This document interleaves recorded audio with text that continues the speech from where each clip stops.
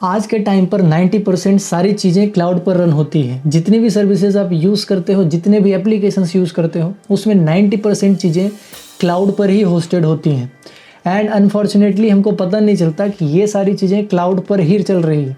Yes warriors, आज का जो वीडियो होने वाला है ये कम्प्लीटली क्लाउड कंप्यूटिंग के ऊपर होने वाला है कि क्लाउड कंप्यूटिंग क्या होती है, कहाँ कहाँ यूज़ होती है एंड कौन कौन से सर्विसेज में इसको यूज़ किया जाता है एंड किन किन केसेस में इनको यूज़ करते हैं।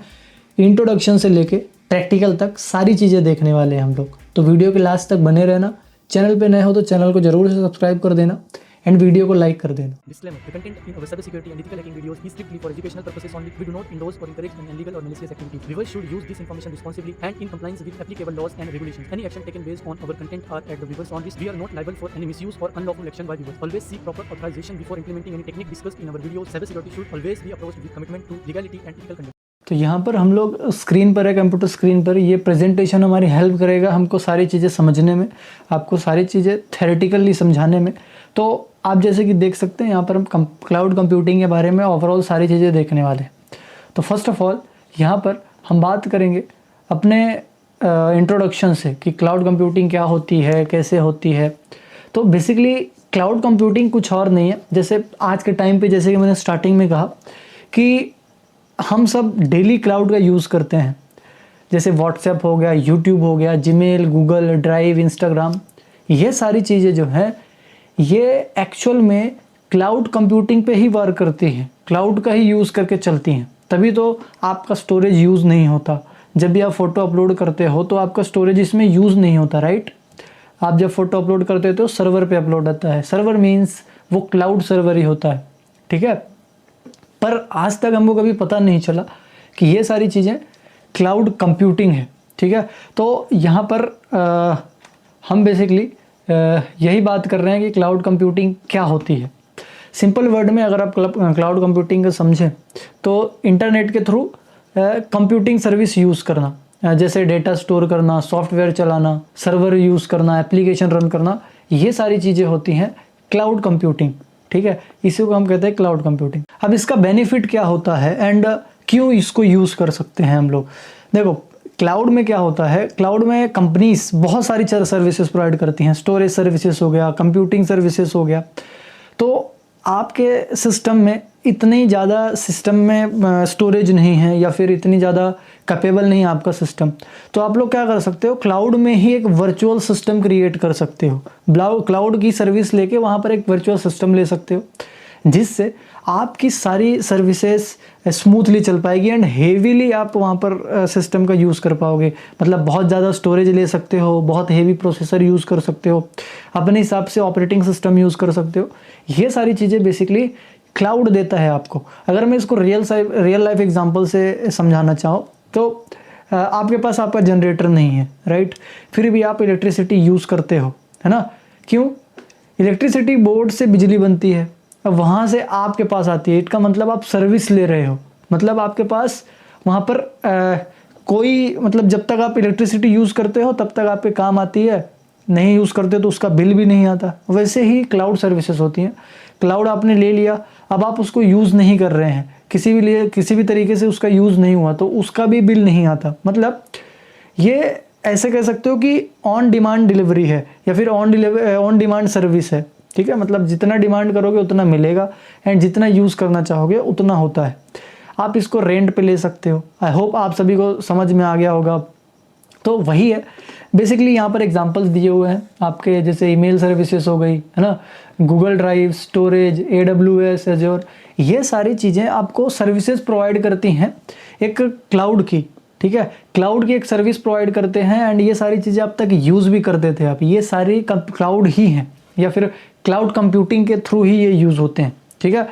तो आई होप आप सभी को ये सारी चीज़ें समझ में आई है। अगर मैं आपको और इजी डेफिनेशन में समझाऊं क्लाउड कंप्यूटिंग के बारे में तो इसकी डेफिनेशन कुछ ऐसी हो सकती है। जैसे क्लाउड कंप्यूटिंग जो है ये बेसिकली ऑन डिमांड सर्विस है या फिर ऑन डिमांड IT सर्विस है जिसमें डिलीवरी मॉडल होते हैं। जैसे सर्विसेज, सर्वर्स ले सकते हो आप सर्विसेज में, स्टोरेज ले सकते हो, डेटाबेस, नेटवर्किंग, सॉफ्टवेयर, ये सारी चीज़ें आपको मिलती हैं। यानी ये सारी चीज़ें आप इंटरनेट के थ्रू ले सकते हो रेंट पे या फिर इंटरनेट के थ्रू प्रोवाइड किया जाता है, और यूज़र्स सिर्फ यूज़ के हिसाब से पे करते हैं। ठीक है, यूज़र को सिर्फ यूज़ के हिसाब से पे करना होता है। फॉर एग्जांपल आपने एक स्टोरेज लिया सर्वर का, ठीक है, एक सर्वर का स्टोरेज लिया एंड आपको ये सिर्फ कुछ दिन, मतलब आपने समझे 100 GB लिया, 100 GB, ठीक है, एंड इसकी इतना आपने सिर्फ 1 GB यूज़ कर रहे हो, तो 1 GB का ही पैसा देना होगा आपको, बाकी का नहीं देना होगा।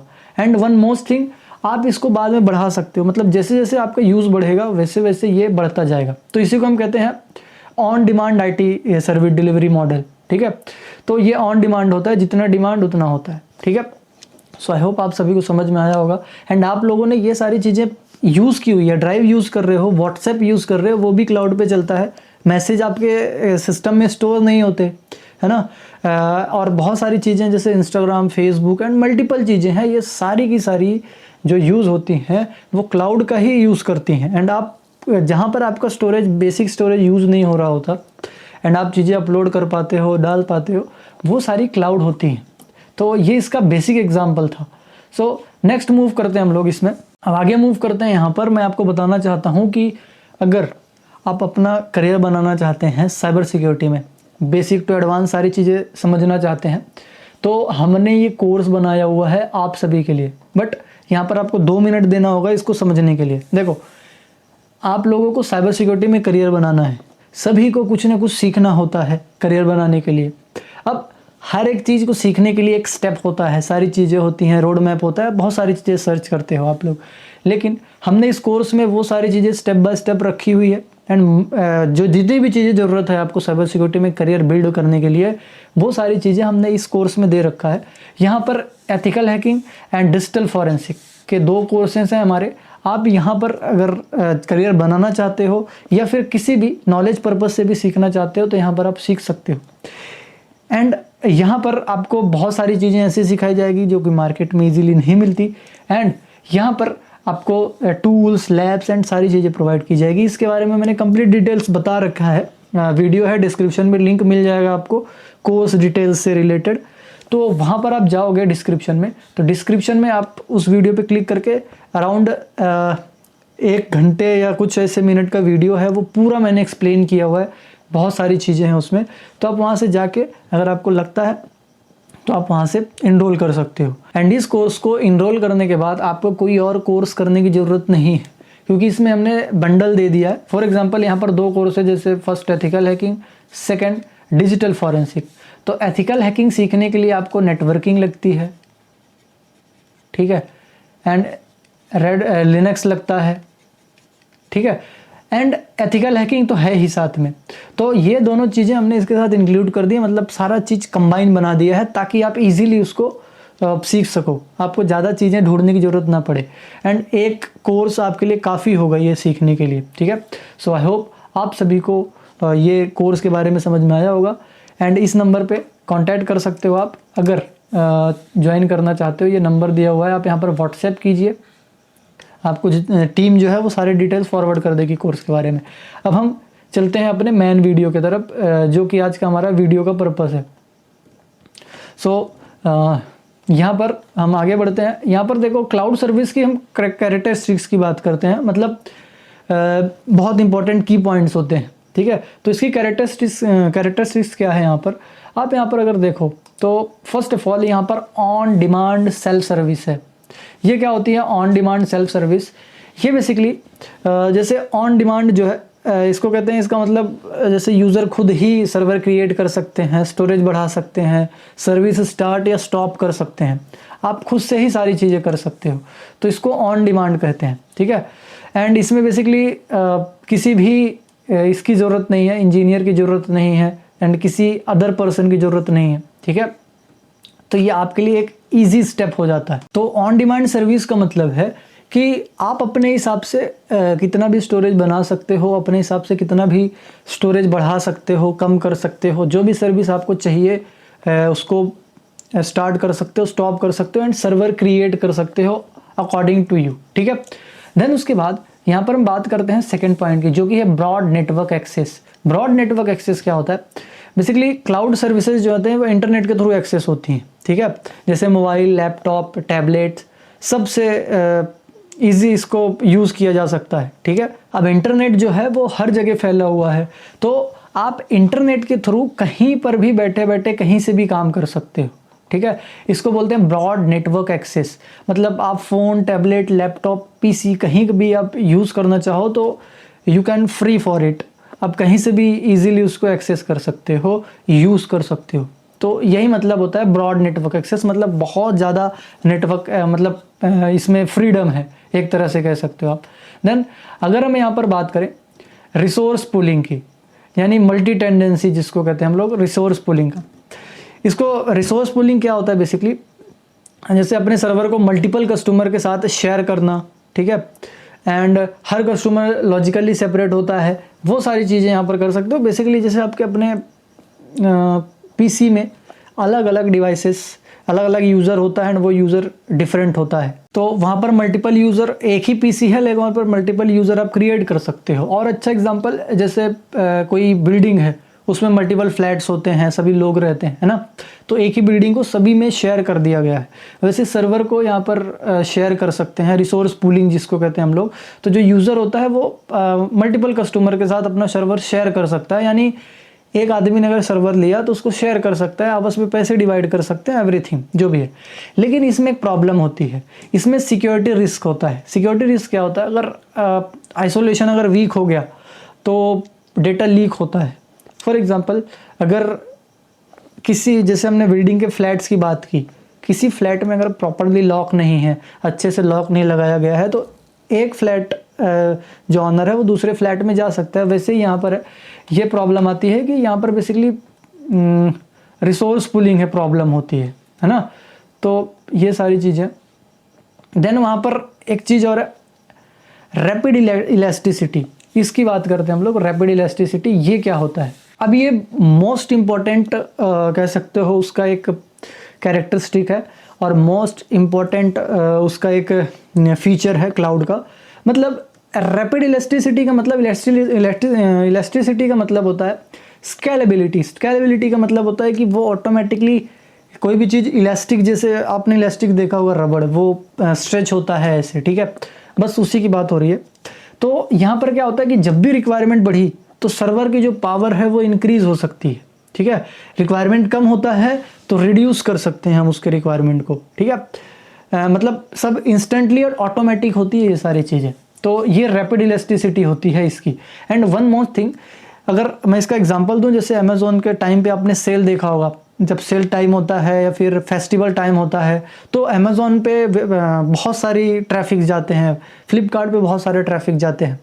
तो उस समय पे क्या होता है कि सर्वर जो है, आपने कभी देखा नहीं होगा क्रैश हुआ हो वो, है ना, क्योंकि वो सारी क्लाउड पे ही है।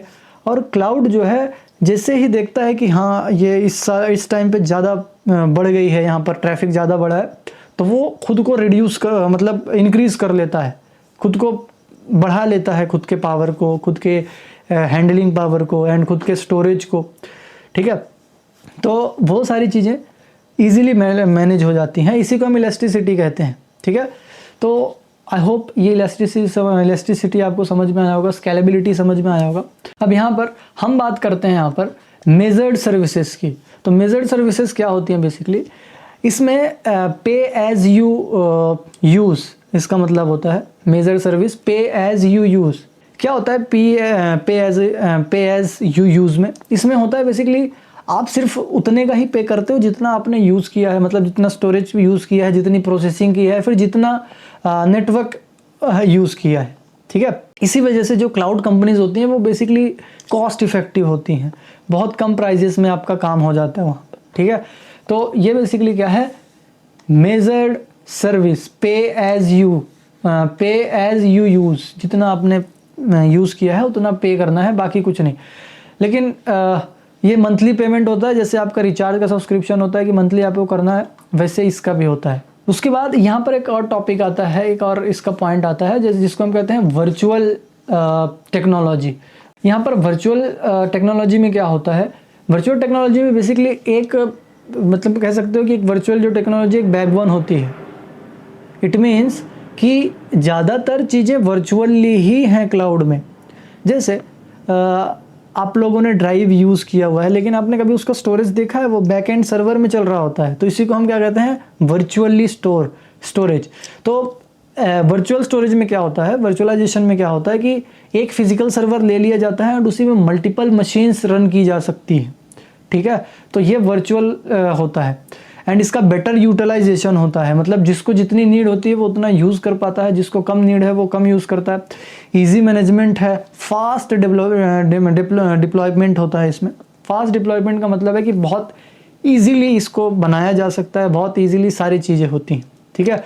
काम बहुत स्मूथ होता है, जैसा आपने उसका सब्सक्रिप्शन लिया होगा, जैसे टेक्नोलॉजी आपने यूज़ की है उसके अकॉर्डिंग। अब यहाँ पर एक चीज़ हमको समझनी होगी कि कोई भी चीज़ जिसका बहुत अच्छा यूज़ है, बहुत ज़्यादा अच्छा यूज़ होता है एंड बहुत जगहों पे यूज़ होता है, उसकी बहुत सारी अच्छी चीज़ें होती हैं। जैसे इंटरनेट की हम बात करें, इंटरनेट की, तो उसके बहुत सारे अच्छे यूज़ भी हैं और बहुत सारे ऐसे यूज़ भी हैं जो ख़राब हैं, ठीक है। क्राइम्स बढ़ जाना एक्सेट्रा। तो कुछ कुछ अच्छे भी होते हैं, ठीक है, कुछ प्रॉस भी है, कुछ कॉन्स भी हैं। तो इसके भी कुछ प्रॉस भी है, कॉन्स भी है। ये तो आपने कैरेक्टरिस्टिक देख लिया। अब इसके कुछ नुकसान भी हैं, ठीक है। क्या है नुकसान? यहाँ पर बेसिकली यूज़र के पास first of all full control नहीं होता। तो यहाँ पर क्या लिमिटेशन है? यहाँ पर यूज़र के पास फुल कंट्रोल नहीं होता। तो यहाँ पर देखो, no full control of users, ठीक है। नो यूज़र फुल कंट्रोल मतलब यूज़र के पास पूरा कंट्रोल नहीं होता, कुछ कुछ चीज़ें बैकएंड से मैनेज कर रही होती है कंपनीज, ठीक है। इंटरनेट डिपेंडेंसी, अब जैसे अगर आपको लैपटॉप से कोई चीज़ बनाना है, जैसे आपने एक वर्ड फाइल बनाई, आपने एक पीपीटी बनाई, अब उसको एक्सेस करने के लिए आप अपने कंप्यूटर में क्या करते हो? डायरेक्टली ओपन करते हो, उसको आप डाउनलोड कर सकते हो, देख सकते हो। आपको वहाँ पर इंटरनेट की ज़रूरत नहीं है। लेकिन क्लाउड जो है, मोस्ट ऑफ द टाइम आपको इंटरनेट चाहिए, ठीक है। इंटरनेट के बिना आप उसको एक्सेस नहीं कर सकते क्योंकि वो क्लाउड है, ठीक है। इंटरनेट पे पूरा पड़ा हुआ है डेटा वो, तो वो एक क्लाउड है, ठीक है। एंड उसको इंटरनेट चाहिए ही होगा एक्सेस करने के लिए। फॉर एग्जांपल आपका ड्राइव का डेटा आप बिना इंटरनेट का एक्सेस करके देखिए, नहीं मिलेगा, नहीं देख सकते आप। तो इंटरनेट डिपेंडेंसी होती है उसमें। उसके बाद data privacy and security concern, इसमें क्या होता है कि जैसे इंटरनेट पे डेटा है, अगर थोड़ा सा भी ब्रीच हुआ तो वो इशू बन जाता है बहुत बड़ा, ठीक है। इशू कैसे बन जाता है? अगर डेटा ब्रीच हुआ तो पूरा पूरा डेटा जा सकता है, क्योंकि पूरा क्लाउड है, तो उस क्लाउड को तो कोई कंपनी मैनेज कर रही है ना, तो वो कंपनी हो सकता है उसमें कोई दिक्कत कर दे, तो ये रिस्क होता है। देन उसके बाद वेंडर लॉक इन, यहाँ पर वेंडर लॉक इन का मतलब है प्रोवाइडर चेंज करने में बहुत ज़्यादा मुश्किल होती है। मतलब एक ही वेंडर के पास आप लॉक हो जाते हो। अगर एक सर्विस लिया तो आपको बहुत सोच समझ के लेनी पड़ेगी, अदरवाइज आप वहाँ पर लॉक हो सकते हो वेंडर के सर्विसेज में, ठीक है। सो ये वेंडर लॉक इन होता है। देन आउटेज रिस्क होता है, ठीक है। जैसे अगर सर्विस आउटेज हो गई तो वहाँ पर प्रॉब्लम्स क्रिएट हो जाती हैं आउटेज में, ठीक है। सो जैसे आपका आउट ऑफ सर्विस चली जाती हैं कुछ चीज़ें, कई बार इंटरनेट बंद हो जाता है एंड एवरीथिंग, इसको हम लोग कहते हैं आउटेज, या फिर आउट में हो जाना, आउट ऑफ सर्विस, ये सारी चीज़ें। सो आई होप ये सारी चीज़ें आपको समझ में आई होगी। Now we have to move to the next topic. अब हम नेक्स्ट टॉपिक की बात करें तो प्लेटफॉर्म एज अ सर्विस, मतलब ये सर्विसेज हैं इसकी, आपके क्लाउड कंप्यूटिंग की सर्विसेज हैं कि क्या क्या सर्विसेज होती हैं। मतलब क्लाउड कंप्यूटिंग की भी अलग अलग सर्विसेज होती हैं, लेयर्स में डिवाइडेड होती हैं बेसिकली ये। तो हम इसके बारे में समझते हैं। सबसे पहले हम बात करेंगे यहाँ पर infrastructure as a service, IaaS, ठीक है। Infrastructure as a service, IaaS। इसमें ये क्या होता है? तो IaaS की बात करूँ मैं तो इसका सिंपल मतलब होता है रेंट पे कंप्यूटर लेना, ठीक है। रेंट पे कोई भी कंप्यूटर ले लेना, वो भी ऑनलाइन तरीके से, ठीक है। तो जो प्रोवाइडर है वो देता है आपको। तो यहाँ पर server, storage, network end user manage जो भी करना होता है यूज़र, मतलब देखो आपने कंप्यूटर ले लिया, फॉर एग्जांपल रेंट पे ले लिया। अब यहाँ पर आपका कंसर्न है कि आपको उसमें कौन सा एप्लीकेशन डालना है, कौन सा OS डालना है, कौन सा कॉन्फ़िगरेशन करना है। तो जो प्रोवाइडर रहेगा वो आपको सर्वर एंड स्टोरेज तो प्रोवाइड कर देगा, लेकिन यहाँ पर नेटवर्क, मतलब नेटवर्क, स्टोरेज एंड सर्वर, ये एक प्रोवाइडर प्रोवाइड करेगा। जैसे आपने अमेजोन से ले लिया, किसी से भी ले लिया, ठीक है। जैसे आप फ़ोन भी तो यूज़ करते हो ना, जियो, सिम यूज़ करते हो जियो की, तो इंटरनेट जियो प्रोवाइड करता है, कॉलिंग टावर जो कॉलिंग जो टावर्स हैं वो जियो प्रोवाइड करता है। आपको क्या करना होता है, सिर्फ पैसे देने होते हैं उसके, है ना, एंड आपको चूज़ करना होता है किसको फ़ोन लगाना है, इंटरनेट कहाँ यूज़ करना है एंड एवरीथिंग। वैसे ही यहाँ पर ये जो होते हैं क्लाउड में जो वेंडर्स होते हैं वो आपको सिर्फ सर्वर, स्टोरेज एंड नेटवर्क, ये सारी चीज़ें प्रोवाइड कर देते हैं। अब इसके आगे जो ओएस है, फॉर एग्जांपल ऑपरेटिंग सिस्टम कौन सा डालना है आपको, एप्लीकेशन कौन सा डालना है, ठीक है, एंड कॉन्फ़िगरेशन कैसे करना है, सिक्योरिटी कॉन्फ़िगरेशन कैसे करना है,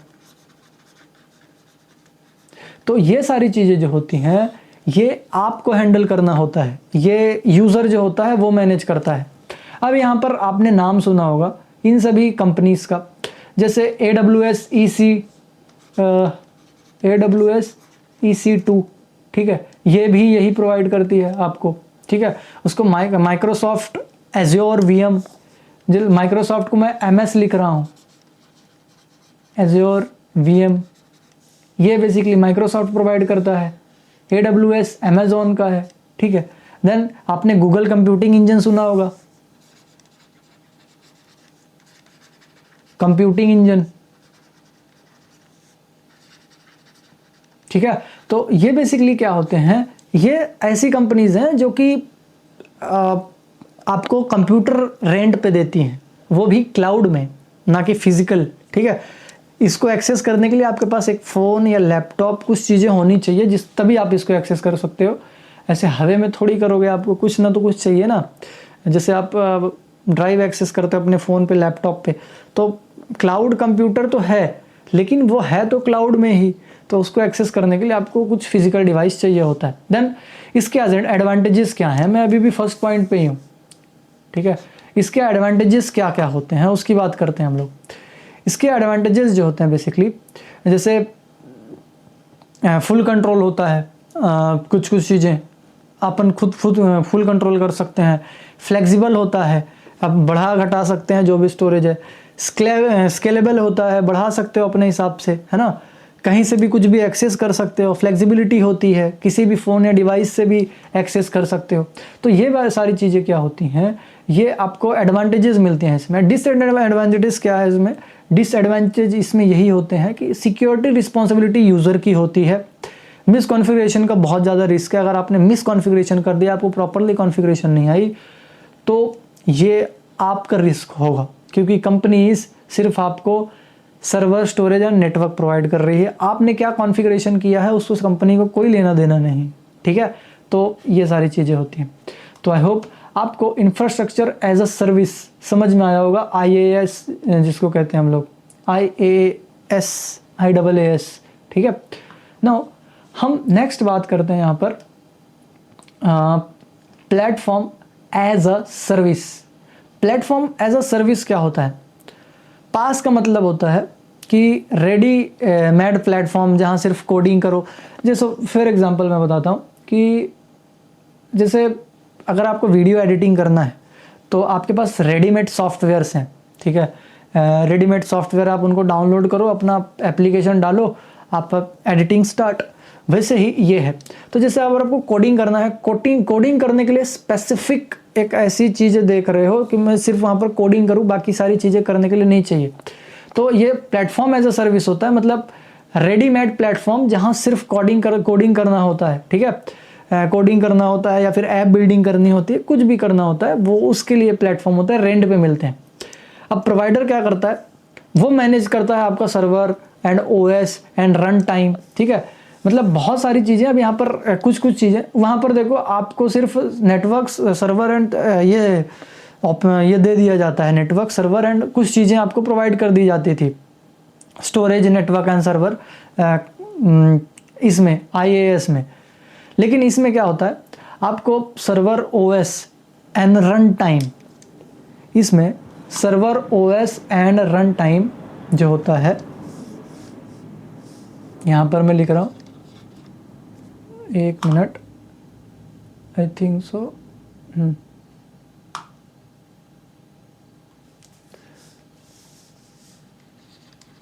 server, OS and run time, इनके बारे में आपको पता ही होगा। सर्वर मीन्स जहाँ पर डेटा स्टोर होगा, OS means operating system, run time मतलब कितना ज़्यादा चला कितना कम चला आपका सिस्टम, वो सारी चीज़ें, ठीक है। ये बेसिकली कौन मैनेज करेगा, ये प्रोवाइडर मैनेज करता है, ठीक है। अब यूज़र सिर्फ एप्लीकेशन डेवलपमेंट करता है, ठीक है। सिर्फ आपको कोडिंग करना है, बाकी सारी चीज़ें नहीं करना है। ये सारी चीज़ें आपको प्लेटफॉर्म एज अ सर्विस पे मिलती हैं, ठीक है। ये सारी चीज़ें आपको प्लेटफॉर्म एज अ सर्विस पे मिलती हैं, ठीक है। सॉफ्टवेयर एज अ सर्विस, ये क्या होता है, हम इसकी बात करते हैं। आई होप ये आपको समझ में आ गया होगा। बात करेंगे हम लोग software as a service. Software as a service ये क्लाउड की एक अलग सर्विस होती है। इसमें क्या होता है कि रेडी टू यूज़ सॉफ्टवेयर, मतलब कोई भी सॉफ्टवेयर आपको दे देगा क्लाउड में कोई भी, एंड सिर्फ लॉगिन, आपको सिर्फ लॉगिन करना है एंड कोई इंस्टॉलेशन नहीं करना, आपको सिर्फ उसमें लॉगिन करना है एंड इंस्टॉल करके उसको रन करने लगना है, ठीक है। जैसे ईमेल हो गई आपकी, गूगल डॉक्स हो गया एंड सेल्सफोर्स हो गया, सेल्सफोर्स जिसको कहते हैं हम लोग। ये सारी चीज़ें क्या हैं, ये आपको एक एप्लीकेशन दे देते हैं, बस आपको उसमें लॉगिन करके रन करना है, बाकी कुछ नहीं करना है। तो इसको कहते हैं सॉफ्टवेयर एज अ सर्विस। कोई भी सॉफ्टवेयर जो क्लाउड पर हो एंड आप उसको यूज़ कर रहे हो, आपके पास ड्राइव है, ईमेल है, बहुत सारी चीज़ें हैं, तो ये सारी चीज़ें होती हैं। समझ में आया? मतलब सिर्फ कंपनी होती हैं, वो आपको बना के दे देगी एंड यूज़र सिर्फ उसको लॉगिन करके यूज़ करता है, इंस्टॉलेशन करने की ज़रूरत नहीं होती। आप बोलोगे तो मैं तो अपने फ़ोन में इंस्टॉल करके रखा है मैंने, आप इंटरनेट पे एक्सेस कर लो, क्रोम पे एक्सेस कर लो, है ना अवेलेबल। तो इनको कहते हैं हम सॉफ्टवेयर एज अ सर्विस। अब इसमें अच्छा, इसमें रिस्क होता है। क्या रिस्क होता है सॉफ्टवेयर एज अ सर्विस में? डेटा जो है वो सारा प्रोवाइडर के पास होता है, ठीक है। जितना भी डेटा होगा जिसने आपको प्रोवाइड किया है, जैसे आपकी ईमेल गूगल देख सकता है, आपका जो डॉक्स है वो देख सकता है, ठीक है, और बहुत सारी चीज़ें जो है वो देख सकता है। उसके बाद अच्छा, मैंने इसका आपको नहीं बताया था क्या नुकसान हो सकता है, क्या रिस्क हो सकता है। इसमें एक ही रिस्क है प्लेटफॉर्म एज अ सर्विस में, जिसमें आप लोग एज अ प्लेटफॉर्म लेते हो सिर्फ सर्विस में कोडिंग वोडिंग करने के लिए। उसमें एक ही रिस्क है कि वेंडर लॉक होता है, स्विच करने में प्रॉब्लम होती है, बस वही। लेकिन इसमें मैंने बताया आपको दो रिस्क है सॉफ्टवेयर एज अ सर्विस में। इसमें क्या क्या रिस्क है? फर्स्ट ऑफ ऑल रिस्क क्या है कि डेटा प्रोवाइडर के पास है। दूसरा, अकाउंट हाईजैकिंग के प्रॉब्लम हो सकती है, क्योंकि डेटा उसी के पास है, ठीक है। अकाउंट हाईजैक कर सकता है कोई भी, पासवर्ड ले लेता है। बेसिकली हमने सेशन हाईजैकिंग देखा हुआ है, वही सारी चीज़ें हैं। नाउ अब हम बात करते हैं next, container as a service, CAAS जिसको कहते हैं हम लोग। कंटेनर एज अ सर्विस क्या होता है? कंटेनर एज अ सर्विस जैसे लाइट वेट कुछ वर्चुअल मशीन्स होती हैं, एंड कंटेनर आप बहुत जगह सुनोगे, ये कंफ्यूज करते हैं।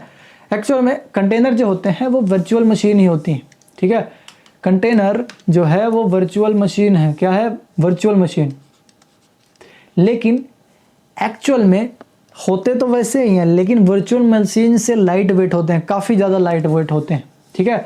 Light weight then virtual machine, ठीक है। लाइट वेट होते हैं तो इनको कम स्टोरेज लगता है, मतलब वर्चुअल मशीन से कम स्टोरेज लगता है। एंड इसमें जैसे डॉकर, क्यूबरनेट्स, है ना, डॉकर का नाम सुना होगा आपने, डॉकर, ठीक है। एंड एक चीज़ आपने सुना होगा कुबरनेट्स,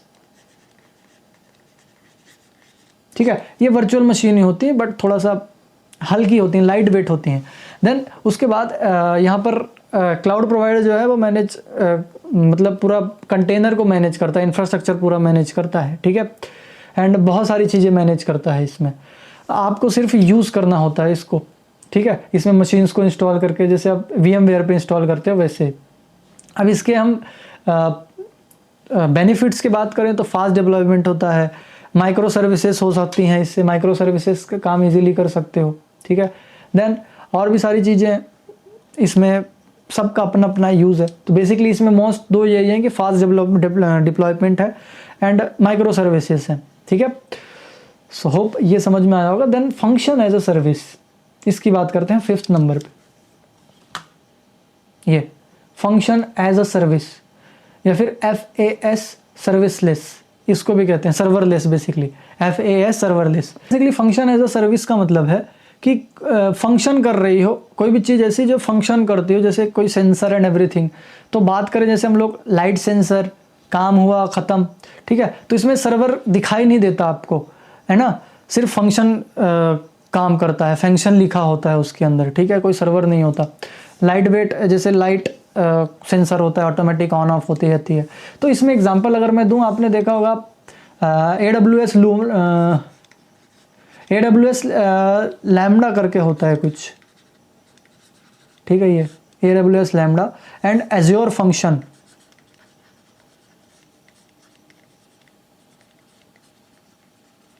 ठीक है, एज्योर फंक्शन। ये सारी चीज़ें क्या होती हैं, ये आपकी यही होती हैं फंक्शन एज अ सर्विस, मतलब ये सिर्फ काम करने के लिए यूज़ होती हैं बस, ठीक है। तो आई होप आप सभी को ये भी समझ में आ गया। अब इसके बाद हम बात करते हैं एनीथिंग एज अ सर्विस, ठीक है, एनीथिंग एज अ सर्विस, इसको कहते हैं हम लोग XaaS, ठीक है, इसके बारे में बात करते हैं हम लोग। Anything as a service means cloud में सब कुछ as a service, storage, security, database, desktop and everything as a service ले सकते हो आप, ठीक है। तो बेसिकली ये सारी थी जो कि सर्विसेज थी आप पे क्लाउड में। क्लाउड जो है आपको ये सारी सर्विसेज देता है, infrastructure as a service, IaaS जिसको कहते हैं platform as a service, PaaS, software as a service, SaaS and container as a service, CaaS, then इस function as a service, FAS serverless, ठीक है, ये सर्वरलेस होता है, इसमें लिखा है ये देखो। उसके बाद एनीथिंग एज अ सर्विस मतलब सारी चीज़ें आप ले सकते हो, ठीक है। तो होप ये सारी चीज़ें आपको समझ में आई है। अब यहाँ पर हम चलते हैं नेक्स्ट टॉपिक पे। नेक्स्ट टॉपिक क्या है, क्लाउड डिप्लॉयमेंट मॉडल। देखो क्लाउड डिप्लॉयमेंट मॉडल का मतलब क्या होता है, बेसिकली क्लाउड डिप्लॉयमेंट मॉडल का मतलब होता है कि क्लाउड का सेटअप कैसे और कहाँ डिप्लॉय किया गया है और कौन यूज़ उसे एक्सेस कर सकता है। बेसिकली अगर हम इजीली समझें उसको, सिंपल शब्दों में जिसको कहते हैं हम, इजी वर्ड मीनिंग में, तो क्लाउड पब्लिक के लिए है, प्राइवेट के लिए है, या मिक्स है, या मल्टीपल क्लाउड का कह सकते हो, मल्टीपल क्लाउड यूज़ हो रहा है, मतलब कहाँ रखा गया है उसको, कौन एक्सेस कर सकता है। कुछ लोग अपने प्राइवेट के लिए लेते हैं, कुछ पब्लिक के लिए लेते हैं, कुछ कस्टमर के लिए लेते हैं। तो ये सारी चीज़ें क्या होती हैं, तो देखो इतने जगहों पे हम लोग क्लाउड को डिप्लॉय कर सकते हैं। पहला पब्लिक, दूसरा प्राइवेट, तीसरा हाइब्रिड, चौथा कम्युनिटी क्लाउड, तीसरा मल्टी क्लाउड। तो इनको एक एक हम समझेंगे कि कहाँ कहाँ डिप्लॉय किया जाता है क्लाउड को, एंड इसके बारे में थोड़ा डीप जाने की कोशिश करेंगे। अब यहाँ पर फर्स्ट ऑफ ऑल हम बात करेंगे पब्लिक क्लाउड। पब्लिक क्लाउड क्या होता है, बेसिकली इसके बारे में बात करते हैं हम लोग। पब्लिक क्लाउड जो है ये, इसको हम सिंपल लैंग्वेज में समझे कि पब्लिक क्लाउड वो क्लाउड होता है जो सबके लिए अवेलेबल होता है। बेसिकली जैसे मतलब जिसमें रिसोर्सेज जो है मल्टीपल यूज़र्स के बीच में शेयर हो रहे होते हैं, जैसे AWS, अमेज़ॉन AWS है, माइक्रोसॉफ्ट एज्योर है, गूगल क्लाउड है ना। ये सारी चीज़ें जो है, मतलब गूगल क्लाउड प्लेटफॉर्म, ये सारी चीज़ें जो हैं सभी के लिए यूज़ है। आप इसमें बस अकाउंट बनाओ, क्रेडिट कार्ड ऐड करो, सर्विस स्टार्ट कर सकते हो बेसिकली, ठीक है। तो ये बेसिकली कोई भी एक्सेस कर सकता है। जैसे मैं बात करूँ पब्लिकली अवेलेबल है, इट मीन्स कोई भी एक्सेस कर सकता है। जैसे आप गूगल का जो सर्च इंजन है वो कोई भी यूज़ कर सकता है, अमेज़ॉन वेबसाइट को कोई भी विजिट कर सकता है, हमारे न्यू वर्जन हैकर वेबसाइट भी पब्लिकली अवेलेबल है, कोई भी उसको एक्सेस कर सकता है, ठीक है। तो इसको हम बोलते हैं पब्लिकली अवेलेबल होना, पब्लिक क्लाउड, ठीक है, कोई भी चीज़ पब्लिक में अवेलेबल रहना, ठीक है। इसको आप ऐसे भी समझ सकते हो कि जैसे पब्लिक बस है, पब्लिक बस में कोई भी टिकट लेके इजीली चढ़ सकता है, उसमें कोई रिस्ट्रिक्शंस नहीं है, ठीक है। अब इसका एडवांटेजेस क्या है, इसके एडवांटेजेस आप लोग सुनो एंड नोट करके लिख लो। First of all low cost, बहुत कॉस्ट लो होता है, इजी सेटअप होता है, बहुत इजी, हाईली स्केलेबिलिटी होती है, अपने हिसाब से बढ़ा सकते हो, कोई हार्डवेयर की टेंशन नहीं होती, ठीक है। तो ये बेसिकली इसके एडवांटेजेस हैं। डिसएडवांटेजेस क्या हैं इसमें, रिस्क क्या है इसमें, इसको भी लिख लो, एक हेडिंग डालो, डिसएडवांटेजेस, रिस्क। इसका मतलब होता है डेटा प्राइवेसी कंसर्न, ठीक है, मतलब डेटा प्राइवेसी होते हैं कि कहीं और रखा हुआ है server. Then multi tendency risk है, ठीक है, मल्टीपल जगह पे मिस कॉन्फ़िगरेशन अगर डेटा लीक हो गया तो। एंड बेसिकली मल्टीपल जो स्टार्टअप होते हैं एंड लर्नर्स होते हैं वो यहीं से स्टार्ट करते हैं क्लाउड के बारे में सीखना एंड एवरीथिंग, ठीक है। तो ये बेसिकली आप पे क्लाउड के बारे में थी। सेकेंडली हम यहाँ पर बात करेंगे प्राइवेट क्लाउड की। क्या आप लोगों ने कभी प्राइवेट क्लाउड के बारे में सुना है? मैं यहाँ पर बताता हूँ, क्योंकि आप सुना होता आपने तो ये वीडियो नहीं देख रहे होते, मुझे पता है। चलो मजाक से हट के, बट यहाँ पर प्राइवेट क्लाउड के अगर आप लोगों ने, कुछ लोगों ने देखा भी होगा तो कमेंट सेक्शन में बता सकते हो अगर मैं कुछ ऊपर नीचे करूँ तो।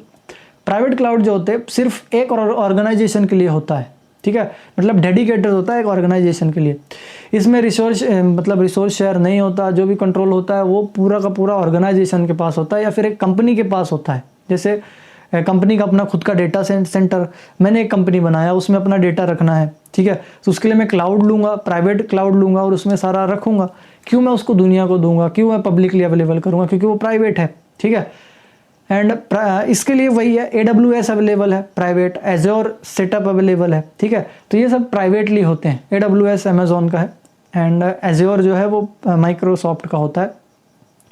तो ये दोनों बेसिकली प्राइवेटली अवेलेबल होते हैं।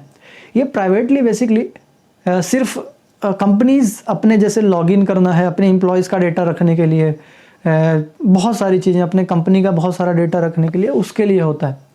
अब रियल लाइफ में देखो, जैसे आपके प्राइवेट कार होती है, प्राइवेट कार आप और आपकी फैमिली ही यूज़ कर सकती हैं। क्या आप वो एज अ पब्लिक सर्विस बस चलाते हो? नहीं चलाते हो। तो सिंपल है, ये सिर्फ प्राइवेट के लिए होता है, प्राइवेट यूजेस के लिए होता है ना। इसके एडवांटेजेस की बात करें तो इसमें सिक्योरिटी बहुत ज़्यादा होती है, फुल कंट्रोल होता है आपके पास एंड कंप्लाइंस फ्रेंडली होता है। बेसिकली आप इजीली कंप्लाइंस कर सकते हो, मतलब सिक्योरिटी टेस्टिंग, ऑडिट जिसको कहते हैं, बहुत इजीली की जा सकती है, ठीक है। नाउ हम इसके डिसएडवांटेजेस की बात करते हैं तो कॉस्ट थोड़ा हाई होती है। जाहिर सी बात है, कोई भी चीज़ अब प्राइवेटली लोगे, है ना, प्राइवेटली एक सेपरेट अपने लिए बनाओगे तो वो थोड़ा कॉस्ट करेगी, क्योंकि पब्लिक वाले में सब कुछ शेयर हो जा रही है, एक सर्वर सब कुछ शेयर हो जा रहा है। लेकिन इसमें एक सर्वर पूरा आपको डेडिकेट कर दिया गया है, तो उसके लिए आपको यहाँ पर कॉस्ट हाई देना पड़ती है, मेंटेनेंस हेडेक होता है, ठीक है। स्केलेबिलिटी, जो यहाँ पर जो लिमिटेड स्केलेबिलिटी होती है, अब एक सर्वर आपने ले लिया, प्राइवेट ले लिया, वो फिक्स हो जाता है, ठीक है, इसलिए वो हम उसको ज़्यादा फैला नहीं सकते, बेसिकली स्केल नहीं कर सकते, ठीक है। तो ये प्राइवेट क्लाउड का प्रॉब्लम है। नाउ हम बात करते हैं हाइब्रिड क्लाउड। हाइब्रिड क्लाउड क्या होते हैं? हाइब्रिड क्लाउड बेसिकली नाम से पता चल रहा है, यहाँ पर इन दोनों को मिला के बनता है, पब्लिक एंड प्राइवेट, इन दोनों को मिला लिया जाता है, तो प्राइवेट एंड पब्लिक का कॉम्बिनेशन को हम हाइब्रिड कहते हैं। इसमें बेसिकली सेंसिटिव डाटा जो होता है वो जैसे कोई सेंसिटिव डाटा है, बहुत पब्लिक में नहीं जाना चाहिए, तो प्राइवेट क्लाउड में रख दिया जाता है, ठीक है। देन अगर ऐसा कोई नॉर्मल वर्कलोड है वो पब्लिक में रख लिया जाता है, कोई नॉर्मल डेटा है एंड एवरीथिंग, ठीक है। जैसे बैंक का डेटा होता है वो प्राइवेट में रख दिया जाएगा, वेबसाइट जो होती है वो पब्लिक क्लाउड में रख दी जाएगी, है ना। एक जैसे बैंक का कोई डेटा है, फॉर एग्जांपल ये बैंक है, बैंक का कोई डेटा है, इसको हम दो हिस्सों में तोड़ देंगे क्लाउड को, एक को पब्लिक और एक को प्राइवेट कर देंगे। अब इस वाले हिस्से में हम सिर्फ अपना बैंक का डेटा रखेंगे जो कि हमको इम्पॉर्टेंट है, जो ज़रूरी है, एंड इस वाले हिस्से में हम वो सारी चीज़ें रख देंगे जो कि पब्लिकली हमको देना है, ठीक है। या फिर आई होप, मुझे लगता है मैंने उल्टा बोल दिया, मतलब ये पब्लिक ये प्राइवेट, तो प्राइवेट वाले में हम वो सारी चीज़ें रखेंगे जैसे आपका bank details, bank account number, bank balance and everything, bank से रिलेटेड सारा कॉन्फिडेंशियल डेटा इधर में हम रख देंगे, इधर में इस साइड में जो पब्लिकली अवेलेबल करना है, जैसे बैंक की वेबसाइट हो गई एंड कोई भी चीज़ हो जो पब्लिक को दिखाना है, वो सारी चीज़ें। तो ये होता है basically hybrid cloud. Hybrid cloud मतलब जैसे आपका, अगर इसमें मैं अपने घर का एग्जांपल दूं तो जैसे आपका घर का फ्रिज है वो प्राइवेट है, ठीक है, लेकिन जो बाहर की ठंडियाँ पड़ती हैं, बाहर का जो मौसम है ठंडा, वो पब्लिकली अवेलेबल है। तो सिंपल है, ठीक है, तो इतना मुश्किल नहीं है, बहुत ईजी है समझना इन चीज़ों को। देन एडवांटेजेस की बात करें तो बैलेंस ऑफ कॉस्ट जो होती है वो मेंटेन रहती है, ठीक है, फ्लेक्सिबल होता है थोड़ा, एंड बिजनेस फ्रेंडली होता है, ठीक है। तो बेसिकली ये मतलब मैनेज करने वाला है, मैनेज कर लेते हैं, ज़्यादा कॉस्टली नहीं होता है ये, एंड फ्लेक्सिबल वजह से बताया, बिजनेस फ्रेंडली होती है। इसके डिसएडवांटेजेस भी होते हैं, कॉम्प्लेक्स मैनेजमेंट है, पब्लिक प्राइवेट दोनों को मैनेज करो, ठीक है, एंड सिक्योर यहाँ पर क्योंकि सिक्योरिटी कॉन्फ़िगरेशन जो होती है वो डिफ़िकल्ट होती है, पब्लिक में क्या जाना चाहिए एंड एवरीथिंग, तो उसके लिए एक्सपर्ट रखना पड़ता है, तो ये थोड़ा सा ये होता है, हेडेक वाला काम होता है। उसके बाद अगर हम बात करें कम्युनिटी क्लाउड की, what is the community cloud, इसके बारे में बात करते हैं। कम्युनिटी क्लाउड का मतलब होता है सेम टाइप की ऑर्गेनाइजेशन मिलकर यूज़ करती हैं, जैसे शॉपिंग वेबसाइट हो गई एंड बहुत सारे लोग, ये कम्युनिटी क्लाउड होता है। मतलब बहुत सारी ऐसी कंपनीज जो एक ही जगह पे एक ही चीज़ को यूज़ कर रही हो, एक ही सर्वर को बहुत सारी कंपनीज ने ले लिया हो और सारे मिलकर उसको यूज़ कर रहे हो, ठीक है। जैसे ये कंपनी है, अब इस एक मैं मान लेता हूँ एक न्यू वर्जन हैकर है, एंड एक कोई और साइबर सिक्योरिटी की ए कंपनी है, कोई बी कंपनी है, कोई सी कंपनी है, और एक NVH हो गई न्यू वर्जन हैकर आपकी, जिसका आप चैनल देख रहे हो। इन सभी ने मिलकर एक सर्वर लिया एंड इसमें अपना अपना डेटा रख दिया, तो ये क्या हो गई, कम्युनिटी, ठीक है। कम्युनिटी मतलब कम्युनिटी हम किसको कहते हैं, जिसमें एक ही तरह के लोग होते हैं, एक ही तरह की उनकी लैंग्वेज एंड एवरीथिंग होती है। इसमें कंपनी कम्युनिटी में कि उनका वर्क जो है वो एक ही टाइप का है, सेम टाइप ऑफ वर्क, इसको कम्युनिटी कहेंगे। अगर हम इसका एग्जांपल लें तो जैसे गवर्नमेंट डिपार्टमेंट हो गया, ठीक है, गवर्नमेंट के एक गवर्नमेंट जो होता है, अलग अलग डिपार्टमेंट उसके एक सर्वर को यूज़ करते हैं। हॉस्पिटल्स हो गए, अलग अलग हॉस्पिटल्स ब्लड बैंक को इकट्ठा करने, ब्लड्स का डेटा रखने के लिए यूज़ कर सकते हैं एक सर्वर को अलग अलग। यूनिवर्सिटीज़ हो गई, डेटा मतलब एक जो एरिया होता है वहाँ पर एक अलग अलग यूनिवर्सिटीज़ होती हैं, वो डेटा शेयर करने के लिए एक रख सकता है, मतलब यूज़ कर सकते हैं उसी क्लाउड को। तो इट मीन्स जो सेम टाइप की सर्विसेज दे रहे हैं तो उनको बेसिकली सेम सर्वर यूज़ कर लेते हैं, एक सर्वर लेते हैं मिलकर आपस में बांट लेते हैं, बेसिकली ऐसा अलग अलग डिपार्टमेंट अलग अलग लोग उसको बांट लेते हैं। तो इट्स अ कम्युनिटी क्लाउड। इसमें एडवांटेजेस क्या होते हैं कि शेयर कॉस्ट होती है, मतलब सब आपस में शेयर कर लेते हैं जैसे कि मैंने बताया, एंड बेटर कंप्लाइंस हो पाता है क्योंकि सब मिल के काम कर लेते हैं। लिमिटेड स्केलेबिलिटी होती है क्योंकि लिया हुआ तो प्राइवेटली ही है। शेयर रिस्पॉन्सिबिलिटी रिस्क होता है, अगर कुछ गलती से कुछ अलग चीज़ शेयर हो गई तो वो दिक्कत वाली बात होती है, ठीक है। ये इसका एडवांटेज है, डिसएडवांटेजेस है। उसके बाद मैं बात करूँ मल्टी क्लाउड की, what is the multi cloud. Simple language में अगर मैं इसकी बात करूँ, मल्टी क्लाउड का मतलब होता है मल्टीपल क्लाउड प्रोवाइडर का यूज़, ठीक है। जैसे सभी का एक साथ ले लिया आपने, जैसे मैंने आपको 2-3 क्लाउड्स बताया, जैसे यहाँ पर मैं अभी लिखता हूँ AWS मैंने बताया, प्लस एक मैंने आपको एज्योर बताया, ठीक है, प्लस आपका GCP बताया गूगल। तो इन सभी को मिला के एक सर्वर का यूज़ करना, ठीक है। तो बेसिकली ये एक यूज़ होता है ऐसे, इसको बोलते हैं multiple cloud, azure, AWS and GCP। अब क्यों यूज़ करते हैं हम इसको, तो इसको यूज़ इसलिए करते हैं, जैसे मैंने बताया एक इसमें से प्रॉब्लम ये है कि वेंडर लॉक हो जाता है। वेंडर लॉक मीन्स क्या होता है कि जैसे जो वेंडर है तो उनको एक अगर ले लिया तो आप स्विच नहीं कर सकते, तो वेंडर लॉक ना हो इसलिए सारी सर्विसेज ले ली जाती है। तो इसको अवॉइड करने के लिए, इस प्रॉब्लम से हटने के लिए एंड ज़्यादा अवेलेबिलिटी रखने के लिए, मतलब एक सर्वर डाउन हो तो दूसरे से, एक की सर्विस डाउन हो तो दूसरे से अप हो जाए, ठीक है। तो ये मल्टी क्लाउड होते हैं, ठीक है। और उसके बाद यहाँ पर डिसएडवांटेजेस जो होते हैं इसके, वो मैनेजमेंट कॉम्प्लेक्स होता है। आपको पता है पब्लिक आपका हाइब्रिड में इतना कॉम्प्लेक्स हो गया, तो यहाँ तो बहुत सारे सर्वर हैं, तो मैनेजमेंट जो होता है थोड़ा कॉम्प्लेक्स होता है। स्किल रिक्वायरमेंट इसमें हाई होती है क्योंकि मल्टी क्लाउड है, आपको बहुत सारी चीज़ें मैनेज करना पड़ सकता है, तो ये मल्टी क्लाउड है। बेसिकली कंपनीज मैनेज करती हैं वो सारी चीज़ें उसके लिए। तो ये था बेसिकली आपका ओवरऑल क्लाउड डिप्लॉयमेंट की कहाँ कहाँ यूज़ होता है, कहाँ कहाँ हम उसको डिप्लॉय कर सकते हैं, कहाँ कहाँ रख सकते हैं। होप ये सारी चीज़ें आपको समझ में आई होगी। एंड अगर आप वीडियो के यहाँ तक पहुँच चुके हो तो कमेंट में ज़रूर बताना कि आप किस एरिया से हो, कहाँ से हो, हम भी तो देखें वीडियो कहाँ तक पहुँच रहा है ना। अब हम मूव करते हैं नेक्स्ट टॉपिक में अपने, ठीक है।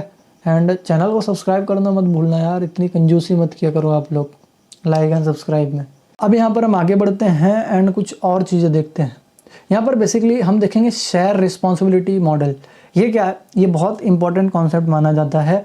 बेसिकली ये कॉन्सेप्ट समझना बहुत इंपॉर्टेंट होता है, नहीं तो data breach, security incident and legal troubles, जो भी ट्रबल्स होती हैं, जो भी प्रॉब्लम्स होते हैं वो हो सकती हैं। इसमें सिंपल रूल है कि क्लाउड प्रोवाइडर और कस्टमर जो भी होते हैं उनके रिस्पॉन्सिबिलिटीज़ होती हैं कुछ, ठीक है। तो उनके एरिया अलग अलग होते हैं, किसके कौन से एरिया होते हैं, कहाँ पर कौन क्या मैनेज करता है। जैसे सिक्योरिटी कौन कहाँ पे क्या मैनेज करेगा, कौन ऑपरेटिंग सिस्टम कहाँ पर क्या मैनेज करेगा, ठीक है। तो सब अपने अपने हिसाब से यहाँ पर हिस्से बटे होते हैं, ठीक है। जैसे हमारे पास बहुत सारी फोर्सेस हैं, पुलिस फोर्सेस, तो सबका अलग अलग एरिया बटा हुआ है। वैसे यहाँ पर सिक्योरिटीज़ एंड एवरीथिंग सारी चीज़ें बटी हुई हैं। अपने पास तो दो ही फोर्स हैं, एक प्रोवाइडर है यहाँ पर क्लाउड में और एक यूज़र है। इसकी बात करेंगे कौन कहाँ पे क्या क्या मैनेज करता है एंड किसकी क्या क्या इंपॉर्टेंट चीज़ें होती हैं। अगर मैं यहाँ पर बात करूँ ऑन प्रेमाइसेस, आप यहाँ पर देख पा रहे होंगे ऑन प्रेमाइसेस में, ऑन प्रेमाइसेस जो होता है ये ट्रेडिशनल आईटी होता है। ट्रेडिशनल आईटी में क्या होता है, यहाँ पर जैसे कि मैं बात करूँ, सब कुछ जो होता है कस्टमर मैनेज करेगा, जैसे server, network, OS, application, security, ये सारी चीज़ें क्या होती हैं, ये कस्टमर के थ्रू मैनेज होती हैं, कस्टमर ही मैनेज करता है इसको, ठीक है। इसलिए इसको ट्रेडिशनल कहा गया है। क्योंकि अब यहाँ पर मैं अगर सैस की बात करूँ, यहाँ से आपको डिफरेंस समझ में आएगा थोड़ा सा कंपैरिजन में।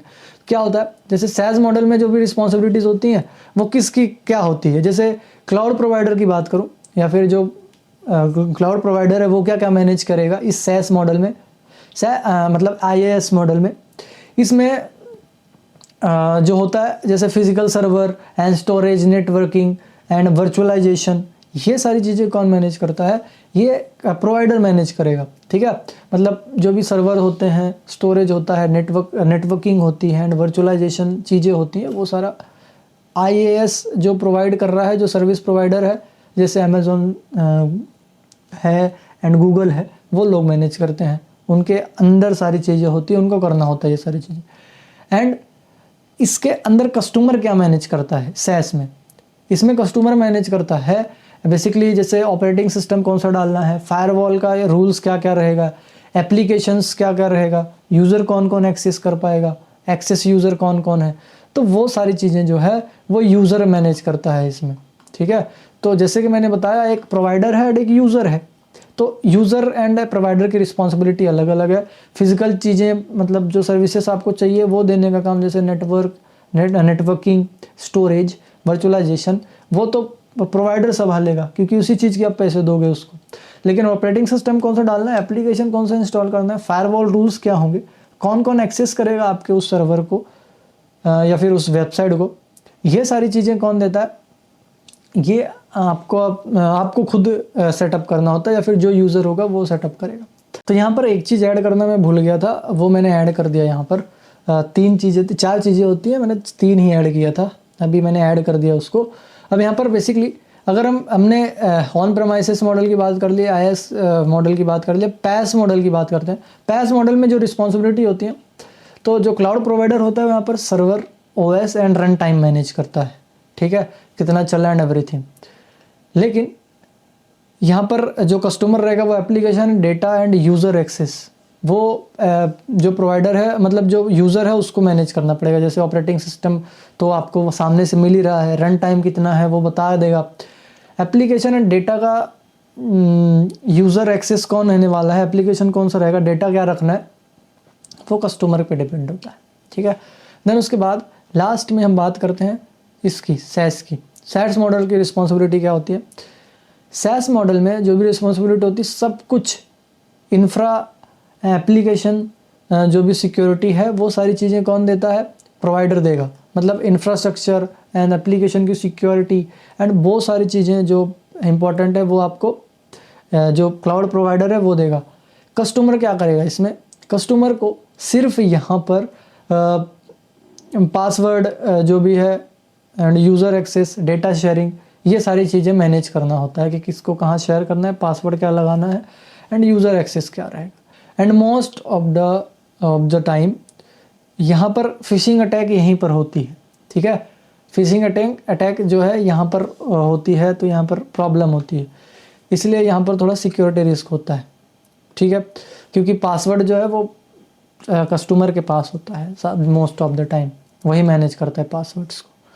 तो आई होप आप सभी को ये सारी चीज़ें समझ में आ गई होगी। अब हम बात करेंगे नेक्स्ट टॉपिक पे। अगर आपको चीज़ें समझ में नहीं आ रही है तो इस वीडियो को वापस से रिवाइंड करो, एक बार फिर सुनो, आपको ज़रूर से समझ में आ जाएगी। एंड इतना मुश्किल नहीं है समझना, काफ़ी इजी एक्सप्लेनेशन रखा है मैंने, बहुत चीज़ें ईजी रखी है ताकि आपको यहाँ पर समझ में आ सके। अब यहाँ पर इसके डेटा ब्रीच क्या क्या होते हैं, क्या क्या थ्रेट होता है बेसिकली इसमें, क्लाउड कंप्यूटिंग में क्या क्या थ्रेट्स होते हैं उसके बारे में हम बात करेंगे। तो यहाँ पर आप देख सकते हो जैसे डेटा ब्रीच है, यहाँ पर डेटा ब्रीच देख सकते हो, मतलब डेटा क्या क्या थ्रेट्स होते हैं, क्या क्या सिक्योरिटी रिस्क होते हैं। डेटा ब्रीच हो गया, डेटा ब्रीच होना, ठीक है, डेटा सर्वर के किसी मिसकॉन्फ़िगरेशन के थ्रू डेटा ब्रीच हो जाना। देन आप यहाँ पर देख सकते हो जैसे अकाउंट हाईजैकिंग, ठीक है, अकाउंट हाईजैक हो जाता है, ठीक है। एंड यहाँ पर मैं कलर चेंज कर लेता हूँ। इनसिक्योर एपीआईज मैंने बता रखा है क्या होती है मोबाइल हैकिंग की वीडियो में, ठीक है।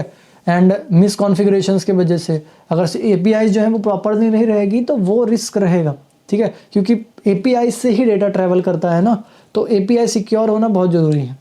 मिसकॉन्फ़िगरेशन, अगर ऐसी कोई चीज़ें हैं जो कि मिसकॉन्फ़िगर्ड हैं, अच्छे से मैनेज नहीं है, अच्छे से सेटअप नहीं है, एग्जांपल पासवर्ड एंड एवरीथिंग, वो इशू बन जाता है। मैलिशियस इनसाइडर, ऐसा कोई इनसाइडर यानी अंदर का आदमी है जो आपके अंदर ही है, मतलब कंपनी में है, कहीं भी है, उसको बोलते हैं यहाँ पर मैलिशियस इनसाइडर। तो मैलिशियस इनसाइडर आपके अंदर का जो भी बैठा हुआ, कह सकते हो ना, घर का भेदी लंका ढाए, वो वाली एक बात होती है ना, तो वही है अंदर का बैठा आदमी, कोई है कंपनी का ही एम्प्लॉय, अगर गलत काम कर दे, वहाँ से डेटा लीक कर दे तो उसको कहते हैं, ठीक है, एम्प्लॉय का डेटा कॉपी कर लेना, एक्सेस करके मिस यूज़ करना, ठीक है, वो सारी चीज़ें। एंड मिसकॉन्फी, अगर मैं इनका एक एक एग्जांपल देते बैठूंगा तो और भी इजी एक्सप्लेनेशन हो जाएगा, लेकिन वीडियो लंबी हो जाएगी, कोई इशू नहीं, चलो मैं बता देता हूँ। जैसे डेटा ब्रीच की मैं बात करूँ, डेटा ब्रीच बेसिकली मतलब है कि कॉन्फिडेंशियल डेटा का अनऑथराइज एक्सेस या लीक हो जाना, ठीक है, आपको पता ही होगा डेटा ब्रीच के बारे में। क्लाउड में जो भी डेटा ब्रीच हो सकता है, मतलब स्टोरेज बकेट पब्लिक हो जाए, मतलब जो भी स्टोरेज बकेट है वो पब्लिक हो जाए, वीक पासवर्ड यूज़ हो, एक्सेस परमिशन गलत सेट हो जाए, तो इससे डेटा ब्रीच होता है। जैसे कि आपने अपनी अलमीरा खुली छोड़ दी, ठीक है, और बेसिकली उस पर फ्री एक्सेस, मतलब फ्री एक्सेस का बोर्ड जो भी है वो लगा दिया कि आप कोई भी आए यहाँ पर एक्सेस कर ले, तो बेसिकली वही होता है इस डेटा ब्रीच में, डेटा ब्रीच के मामले में, ठीक है। तो डेटा ब्रीच खुली अलमारी जैसा है कि आपने खुद ही बोर्ड लगा दिया, आप कोई भी आके कर ले। यहाँ पर AWS 3 में AWS के S3 में यहाँ पर बकेट पब्लिक सेट हो जाता है, एंड Azure ब्लॉब में ओपन रहता है, बेसिकली ब्लॉब ओपन हो जाता है उसमें। अब अकाउंट, अब यहाँ पर डेटा ब्रीच से इम्पैक्ट क्या पड़ता है, उसके इम्पैक्ट के बारे में अगर हम बात करें तो इम्पैक्ट इसमें जैसे कि पर्सनल डेटा लीक हो जाता है, कंपनीज़ का रेपुटेशन डैमेज होता है। जाहिर सी बात है, अगर किसी कंपनी का डेटा लीक हुआ आप सुनोगे तो जाहिर सी बात है इम्पैक्ट तो पड़ेगा कि डेटा लीक हो गया, भाई मेरा भी डेटा था। एंड इसमें लीगल पेनल्टीज़ बैठती हैं, कंपनीज़ को रूल है अगर कोई डेटा किसी का ब्रीच होता है तो उसमें पेनल्टी भरना होता है कि आपने इतनी सिक्योरिटी क्यों नहीं रखी, क्यों डेटा ब्रीच हुआ, तो उस गलती के लिए पनिशमेंट मिलती है। अकाउंट हाईजैकिंग की अगर मैं बात करूं, अकाउंट हाईजैकिंग में आप लोग बेसिकली यहाँ पर देखते हो, मैं यहाँ पर मार्क कर दूं पहले, अकाउंट हाईजैकिंग में बेसिकली जब अटैकर अपना क्लाउड अकाउंट कंट्रोल में ले लेता है, ठीक है, मतलब अपना, मतलब आपका जो भी एक्सेस यूज़र है उसका अपने कंट्रोल में ले लेता है। यूज़र अकाउंट हाईजैक इसी को, मतलब जैसे आपका अकाउंट है कोई और उसको अपने अंदर ले ले, वो यूज़ करने लग जाए, आपका पासवर्ड सब कुछ रीसेट कर दे, तो इसको हाईजैकिंग कहते हैं। अब अटैक कैसे होता है, बेसिकली इसमें से फिशिंग अटैक होता है। फिशिंग अटैक बहुत फेमस अटैक है, फेक लिंक भेज देगा ईमेल में, उस पर क्लिक करोगे आपको लगेगा अरे ये एक्चुअल में ये अमेज़ॉन की लिंक है, आप उसमें पासवर्ड डाल दोगे या एवरीथिंग, कोई भी वेबसाइट की लिंक हो सकती है, तो ये बेसिकली फिशिंग अटैक होता है। फेक क्लाउड लॉगिन होता है, उसके फेक क्लाउड लॉगिन के पेजेस भेज सकता है। वीक या रीयूजेस पासवर्ड लगा देना, इसके वजह से अटैक होता है। ठीक है, जैसे आपको एक लिंक आई, ठीक है, एक लिंक किसी ने भेजी, आपको लगेगा कि ये क्लाउड की ही लिंक है या फिर आपके फेसबुक की ही लिंक है। आप उस पर लॉगिन करोगे, लॉगिन आईडी पासवर्ड डाल दोगे, वो फिशिंग के थ्रू सामने वाले अटैकर के पास पहुंच जाती है। ठीक है, एंड इससे इम्पैक्ट क्या होता है, अटैकर जो है सर्वर क्रिएट कर सकता है खुद से ही, डेटा डिलीट या स्टील चोरी कर सकता है, या फिर हेवी क्लाउड बिल जनरेट कर सकता है, आपका बिल बहुत ज़्यादा बढ़ा सकता है। ठीक है, तो ये सारी चीज़ें होती हैं अकाउंट हाईजैकिंग में। देन इनसिक्योर एपीआईज में क्या होता है, इनसिक्योर एपीआईज क्या होते हैं, सिंपल लैंग्वेज में क्लाउड सर्विसेज जो होती हैं यूपीआईज के थ्रू काम करती हैं। जैसे अगर प्रॉपर ऑथेंटिकेशन यूज़ ना करें, जैसे एपीआई का मतलब क्या होता है, वो डेटा लेके आना जाना का काम करता है एपीआई का बेसिकली। ठीक है, तो अगर एपीआईज में प्रॉपर ऑथेंटिकेशन यूज़ ना हो रहा हो, वैलिडेशन वीक हो, तो अटैकर उसे एक्सप्लॉइट कर देता है एपीआई को। ठीक है, एपीआई बहुत ज़्यादा यूज़ होती है, अलग अलग तरह की होती है, मैंने बता रखा है आपको, अगर आपने प्रीवियस लेक्चर्स देखा हो तो एग्जांपल जैसे टोकन लीक हो जाना, एपीआई से रिलेटेड लिमिट ना होना, मतलब एपीआई क्या क्या एक्सेस कर सकती है, क्या कर सकती है, उसके थ्रू ये अटैक्स होते हैं। ठीक है, नाउ फोर्थ आता है misconfiguration. Misconfiguration, what is misconfiguration? It's a very important and बहुत जनरल पॉइंट है एंड बहुत इंपॉर्टेंट पॉइंट है मिसकॉन्फ़िगरेशन, क्योंकि ये कहीं ना कहीं होती है, हर इंसान कुछ ना कुछ एरर करता ही है। तो मिसकॉन्फ़िगरेशन मतलब जैसे गलत सेटिंग लग जाना, या फिर गलत पासवर्ड हो जाना, ओपन पोर्ट्स छोड़ देना। ठीक है, तो ऐसी जो कि मिस हो, सही ना हो, जैसे उसको होना चाहिए वैसे सेट ना हो, उसको मिसकॉन्फ़िगरेशन करता है। ठीक है, तो जब भी हम लोग क्लाउड कॉन्फ़िगरेशन करते हैं तो वहाँ पर जो कॉन्फ़िगरेशन सेटिंग है वो प्रॉपरली चेक करते हैं। ठीक है, तो यहाँ पर मिसकॉन्फ़िगरेशन का मतलब मैंने समझा दिया कि वो चीज़ें जो कि सही तरीके से सेटअप ना हो बेसिकली। नाउ हम मैलिशियस इनसाइडर की बात करते हैं। मैलिशियस इनसाइडर वो अटैकर होते हैं बेसिकली, जो कि सिंपल लैंग्वेज में कंपनी का ही एम्प्लॉय अगर गलत काम कर दे तो बेसिकली उसी को मैलिशियस इनसाइडर कहते हैं। एग्जांपल जैसे एम्प्लॉय डेटा कॉपी कर लेता है, एक्सेस मिसयूज़ कर ले। ठीक है, कोई भी चीज़ का एक्सेस है उसका मिसयूज़ कर दे, तो इनसाइडर को ऑलरेडी ये सारी चीज़ें एक्सेस होती है, वो सारी चीज़ें कर सकता है। ठीक है, तो इसको कहते हैं हम लोग मैलिशियस इनसाइडर। जो अंदर है, अंदर का एम्प्लॉय ही, अंदर का आदमी ही इनसाइडर जो है वही यहाँ पर अटैकर है। उसके बाद यहाँ पर हम बात करें denial of service attack. Yes, ये हर जगह होता है। ठीक है, हर जगह फेमस होता है, हर जगह होता है डिनायल ऑफ सर्विस अटैक। आपने मल्टीपल टाइम देखा होगा इसको, डॉस अटैक को। ठीक है, फ़ोन, वेबसाइट एंड एवरीथिंग। तो अटैकर क्या करते हैं, इसमें इतनी ज़्यादा रिक्वेस्ट भेज देते हैं जिससे सर्विस बंद हो जाती है। ठीक है, या फिर काम करना बंद कर देती है। तो क्लाउड के एंगल से ऑटो स्केल, मतलब जो क्लाउड होता है वो अपने जैसे बहुत सारे रिक्वेस्ट भेजे, उनको क्लाउड को लगेगा कि बहुत ज़्यादा यहाँ पर रिक्वेस्ट आ रही है। जब बहुत ज़्यादा रिक्वेस्ट जाएगी तो क्लाउड क्या करेगा, अपने तरफ से ऑटो स्केल करेगा और बहुत ज़्यादा एक्सपांड करेगा, उसको लगेगा बहुत ज़्यादा यूज़ हो रहा है, एंड विल भी, जो उसका बिल है वो भी ऑटो एक्सपेंड होता जाएगा, मतलब बिल भी बढ़ता जाएगा, क्योंकि वो क्लाउड एक्सपांड कर रहा है एंड खुद को ज़्यादा बढ़ा रहा है। एंड इसी को बेसिकली कहते हैं इकोनॉमिक डिनायल ऑफ सस्टेनेबिलिटी, ईडीडॉस जिसको कहते हैं हम लोग। ठीक है, तो यहाँ पर आपके इकोनॉमिक पे हेल्थ, मतलब इकोनॉमिक डैमेज करता है आपको, इकोनॉमिक, एंड आपको इकोनॉमिकली डैमेज करता है ये डीडोस अटैक, इसलिए होता है। Then lost data, and lost data मतलब एक्सीडेंटली कोई भी डेटा डिलीट हो गया हो, ये लॉस्ट डेटा 7th नंबर की बात कर रहे हैं हम लोग। मतलब डेटा जो है वो लॉस होना। ठीक है, जैसे एक्सीडेंटली डिलीट होना, रैंसमवेयर एंड प्रॉपर बैकअप ना होना, ये लॉस्ट डेटा होता है। ठीक है, ये थ्रेट्स होते हैं। तो यहाँ पर बेसिकली रिकमेंड यही किया जाता है कि बैकअप जो होता है वो क्लाउड में बहुत ज़रूरी होता है, क्लाउड का। ठीक है, ताकि अगर एक बार कुछ लूज़ हो जाए तो वो आपको कल चल के आप उसको ले सको। अब यहाँ पर abuse of cloud services, abuse mean गलत तरीके से यूज़ करना। जैसे अटैकर जो है या फिर जो भी है वो आपके क्लाउड का एक्सेस ले लेता है एंड उसको यूज़ करता है मालवेयर होस्ट करने के लिए, क्रिप्टो माइनिंग के लिए, फिशिंग पेजेस को करने के लिए, और आपका बिल बिल आपको देना होता है, आपका बिल बढ़ता है। तो बेसिकली अब्यूज क्लाउड यूज गलत तरीके से यूज़ करता है। नाइन्थ है यहाँ पर शेयर टेक्नोलॉजी एंड वल्नरेबिलिटीज़। ये क्या होती है? तो क्लाउड में सेम हार्डवेयर में मल्टीपल यूज़र, ठीक है। तो यहाँ पर क्या होता है कि अगर आइसोलेशन फेल हुई तो डेटा क्रॉस एक्सेस हो सकता है, मतलब इसका डेटा उसके पास, जैसे एक ही जगह पे बहुत सारे लोग काम कर रहे हैं, बहुत सारे लोग पेजेस में लिख रहे हैं, तो अगर गलती से किसी का पेज इधर आ गया तो इधर से उधर हिल सकता है। वैसे ही जब क्लाउड जो है वो शेयर होती है, शेयरेबल टेक्नोलॉजी है, यहाँ पर बहुत सारी चीज़ें शेयर हो रही होती हैं, तो मल्टीपल यूज़र होते हैं। तो अगर यहाँ पर आइसोलेशन जो है, सबको आइसोलेट करके रखा जाता है कि सबको इतने में ही रहना है, अगर ये आइसोलेशन फेल हुई तो डेटा एक दूसरे में मिक्सअप हो जाएगा, बेसिकली ये सारी चीज़ें। तो आई होप आप सभी को ये सारी चीज़ें समझ में आई होगी कि क्या थ्रेट्स होते हैं इसके अंदर। तो आई होप आप सभी को ये थ्रेट्स समझ में आए होंगे। अब हम आगे बात करते हैं कि और क्या क्या अटैक्स होते हैं, जैसे virtual VMware level attack, VMware escape attack. इसमें क्या होता है VMware एस्केप अटैक में? VMware जो वर्चुअल मशीन्स होती हैं ना, उसमें भी अटैक होते हैं। कैसे? जैसे VMware एस्केप अटैक, जो वर्चुअल मशीन, जैसे मैं बात करूं कि क्लाउड का जो भी बेस होता है, जैसे वर्चुअल मशीन VMS, ठीक है, कि वहीं पर तो रन होते हैं सारी चीज़ें।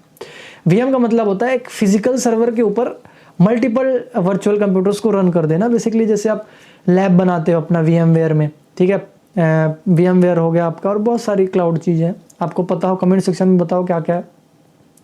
तो अगर VMware सिक्योर नहीं है तो अटैकर जो भी है इजीली क्लाउड इन्वायरमेंट में घुस सकता है, ठीक है, मतलब जो भी क्लाउड का मेन इन्वायरमेंट है वहाँ पर।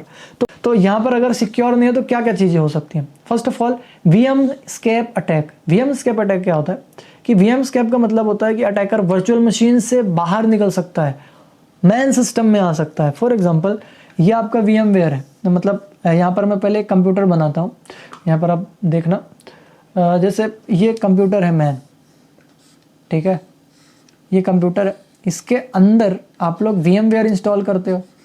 अब इसकी सिक्योरिटी सही से नहीं है इस क्लाउड, मतलब इस क्लाउड की या फिर इस वर्चुअल मशीन की, तो अटैकर आपके मेन सिस्टम में आ सकता है। अब मेन सिस्टम में आएगा तो वो दिक्कत हो जाएगी, तो वो स्केप कर जाता है, स्केप इसी को कहते हैं। तो वर्चुअल मशीन से होस्ट मशीन पे स्केप कर जाता है, ये आपकी होस्ट मशीन है। तो होस्ट मशीन में जब वो स्केप करता है तो वो आपको होस्ट सिस्टम को भी दिक्कत कर सकता है, ठीक है, या फिर दूसरी VM मशीन तक पहुंच सकता है, ठीक है। तो ये बेसिकली होता कैसे है? हाइपर वर्जन वल्नरेबिलिटीज़ होती हैं, जैसे जो सर्विसेज प्रोवाइड कर रहे हैं वर्चुअलाइजेशन की, उसकी प्रॉब्लम होती है। आउटडेटेड वर्चुअलाइजेशन सॉफ्टवेयर की वजह से होता है, सॉफ्टवेयर अपडेटेड नहीं है।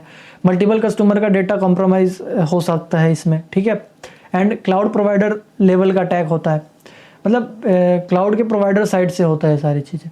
तो VMscape का मतलब वहाँ से जो अटैकर है वो स्केप हो चुका है। इनसिक्योर VM इमेजेस, ये क्या होती हैं? तो जैसे क्लाउड में जो लॉग होते हैं वो रेडीमेड VM इमेजेस होती हैं, ठीक है, जो भी ऑलरेडी मेडअप होती हैं, वो क्लाउड में ऑलरेडी आपको यूज़ करना होता है ना, वो रन होने लगती है। तुम हो सकता है वो इमेजेस मालवेयर इन्फेक्टेड हो, ठीक है, बैकडोर इंस्टॉल्ड हो, तो इसको कहते हैं इनसिक्योर इमेजेस। जैसे आप काली डाउनलोड करते हो, है ना, तो इमेज अगर काली के इमेज में ही बैकडोर में कुछ इंस्टॉल हो तो वो इशू हो सकता है ना आपके सिस्टम के लिए, सर्वर के लिए। तो it is a insecure images, ठीक है। तो वैसे आप सॉफ्टवेयर भी तो डाउनलोड करते हो, वो इनसिक्योर होते हैं, है ना, तो वो आपको देन क्रैक वाले जिसको कहते हैं आप लोग, वो इशू देता है आपको बाद में, वो सिक्योरिटी इशू होती है। तो इसी को इनसिक्योर इमेजेस कहते हैं। एंड ये होता किस वजह से है? तो अननोन सोर्सेज से डाउनलोड करते हो, मैन वेबसाइट से नहीं डाउनलोड करते हो। उसके बाद स्नैपशॉट एंड बैकअप अटैक। ये क्या होता है? Snapshot and backup attack. Snapshot जो होता है वो OS में होता है, बेसिकली ऑपरेटिंग सिस्टम में। OS का जो स्नैपशॉट मीन्स उसका एक स्नैपशॉट लेके रख लेना, मशीन का एक तरह के बैकअप लेके रख लेना। तो उसमें OS, एप्लीकेशन, पासवर्ड सब कुछ होता है एक स्नैपशॉट में मशीन के। तो अगर स्नैपशॉट पब्लिक हो गया तो आपका पूरा सिस्टम, जो अटैकर है, पूरा सिस्टम कॉपी कर सकता है, ठीक है, स्नैपशॉट मिल गया तो। ये स्नैपशॉट अटैक होता है। वीक नेटवर्क एंड सिक्योरिटी, मतलब ओपन पोर्ट जिसको कहते हैं हम लोग। तो कॉमन मिस्टेक जैसे ऑल ट्रैफिक अलाउ कर देना, ठीक है, किसी भी ट्रैफिक को अलाउ कर देना।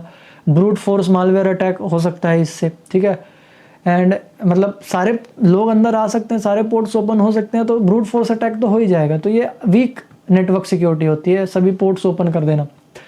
अनपैच्ड वीएम, इससे क्या होता है, जैसे ओल्ड ऑपरेटिंग सिस्टम कोई अपडेट नहीं आ रहा है उसमें, एंड ये अपडेट नहीं आ रहा है मतलब सिक्योरिटी भी नहीं आ रही है, सिक्योरिटी नहीं आ रही तो वो ओपन डोर हुआ अटैकर के लिए। तो अटैकर्स क्या करते हैं, इजीली यहाँ पर एक्सेस कर पाते हैं किसी भी चीज़ को, उनके लिए ओपन डोर होता है। बट एक प्रॉब्लम यहाँ पर यह है कि सभी लोग सोचते हैं कि क्लाउड में जो होता है, जब क्लाउड लेते हैं तो वो जो प्रोवाइडर है वही सिक्योर करेगा, मतलब उनको लगता है कि सारी रिस्पॉन्सिबिलिटी उसी की है। लेकिन क्लाउड में जो ऑपरेटिंग सिस्टम चल रहा है, आपने जो ऑपरेटिंग सिस्टम चूज़ किया है उसको अपडेट करना, ये कस्टमर्स की रिस्पॉन्सिबिलिटी होती है, ना कि प्रोवाइडर की। वो सब कुछ सिक्योर नहीं करते, कुछ रिस्पॉन्सिबिलिटी अपने अंदर ही होती है, उसी की वजह से ये सारी चीज़ें होती हैं। तो बेसिकली ये 5 आपके कह सकते हो कि वीएम अटैक होते हैं, मतलब वर्चुअल अटैक्स होते हैं। वर्चुअल मशीन पे भी अटैक हो सकते हैं, ठीक है। कुछ लोगों के क्वेश्चन होते हैं कि सर वर्चुअल मशीन से बाहर आया जा सकता है? कि हाँ, आया जा सकता है, अगर वो सिक्योरिटी अच्छी ना हो, वो जो सॉफ्टवेयर आप यूज़ कर रहे हो वो प्रॉपर ना हो and everything. So I hope ये सारी चीज़ें समझ में आई होगी ना। यहाँ पर कंटेनर से भी रिलेटेड कुछ है, कंटेनर या फिर डॉकर अटैक भी होते हैं, जैसे इनसिक्योर डॉकर इमेजेस, जब वैसे इमेजेस सिक्योर ना हो डॉकर्स की, कंटेनर से स्कैप करके बाहर आ जाना, वो भी सारी चीज़ें होती हैं। तो उसके बारे में भी है, ये भी वीएम्स का लाइट वर्जन होता है वर्चुअल मशीन का कंटेनर। तो insecure docker and images, container escape, container से बाहर आ जाना, हार्ड कोडेड सीक्रेट्स, ठीक है। अब ये हार्ड कोडेड सीक्रेट्स क्या है, इसके बारे में आपने कहीं ना कहीं सुना होगा। तो हार्ड कोडेड सीक्रेट्स जैसे डॉक फाइल या कोड में मतलब डॉक फाइल जो होती हैं या कोड में पासवर्ड एपीआई की इसको लिख देना, ठीक है, ये डेंजरस होता है बेसिकली। तो उसको बोलते हैं हार्ड कोडेड सीक्रेट्स। वहीं पर लिख देते हो तो वो दिक्कत देता है, कभी हैक हुआ तो वो हो जाता है। एक्सपोज, डॉकर और डेमोन, ठीक है, ये क्या होता है, जैसे अगर डॉकर एपीआई ओपन है, ठीक है, डॉकर जो एपीआई है वो ओपन है, तो अटैकर बेसिकली कंटेनर का जो उसका कंटेनर का पूरा कंट्रोल कर सकता है, पूरा कंट्रोल ले सकता है। एपीआईज बहुत बड़ा रोल प्ले करती हैं सिक्योरिटी में, तो एपीआईज भी यहाँ पर सिक्योर होना बहुत ज़रूरी है, ठीक है। तो आई होप ये सारी चीज़ें समझ में आ गया। अच्छा, डेमोन्स का मतलब होता है बैकएंड में रन होने वाली सर्विसेज। एक सर्विसेज होती हैं, एक डेमोन्स होते हैं। डेमोन्स हमेशा लास्ट में .d लगा होता है उसमें, उसको डेमोन्स कहते हैं हम लोग। जैसे सर्विस, यहाँ पर मैं लिख देता हूँ, जैसे यहाँ पर होता है सर्विस .d, ऐसा कुछ आपने देखा होगा, या फिर HTTPD, ये डेमोन्स होते हैं जो कि बैकएंड में रन हो रहे होते हैं, सर्विसेज की तरह होते हैं, बट ये कंटिन्यू रन हो रहे होते हैं, ठीक है। नाउ हम आगे चलते हैं एंड कुछ और बात करते हैं इसके बारे में, सिक्योरिटी से बारे में। तो आई होप ये कंटेनर की सिक्योरिटी रिस्क क्या होती हैं वो सारी चीज़ें समझ गए होंगे आप। अब हमारी बारी आती है आगे बढ़ने की कि क्लाउड हैकिंग की मेथोडोलॉजीज़ क्या होती हैं डायरेक्टली। अब देखो, हमने सारी सिक्योरिटी कंसर्न्स के बारे में देखा, और भी यहाँ पर सिक्योरिटी होती है, कुबरनेट की भी यहाँ पर सिक्योरिटी रिस्क होती हैं, वो मैंने मेंशन नहीं किया, वो एज इट इज़ होती हैं जैसे हमने ये सारी चीज़ें, इसलिए हमने उसको ऐड नहीं किया।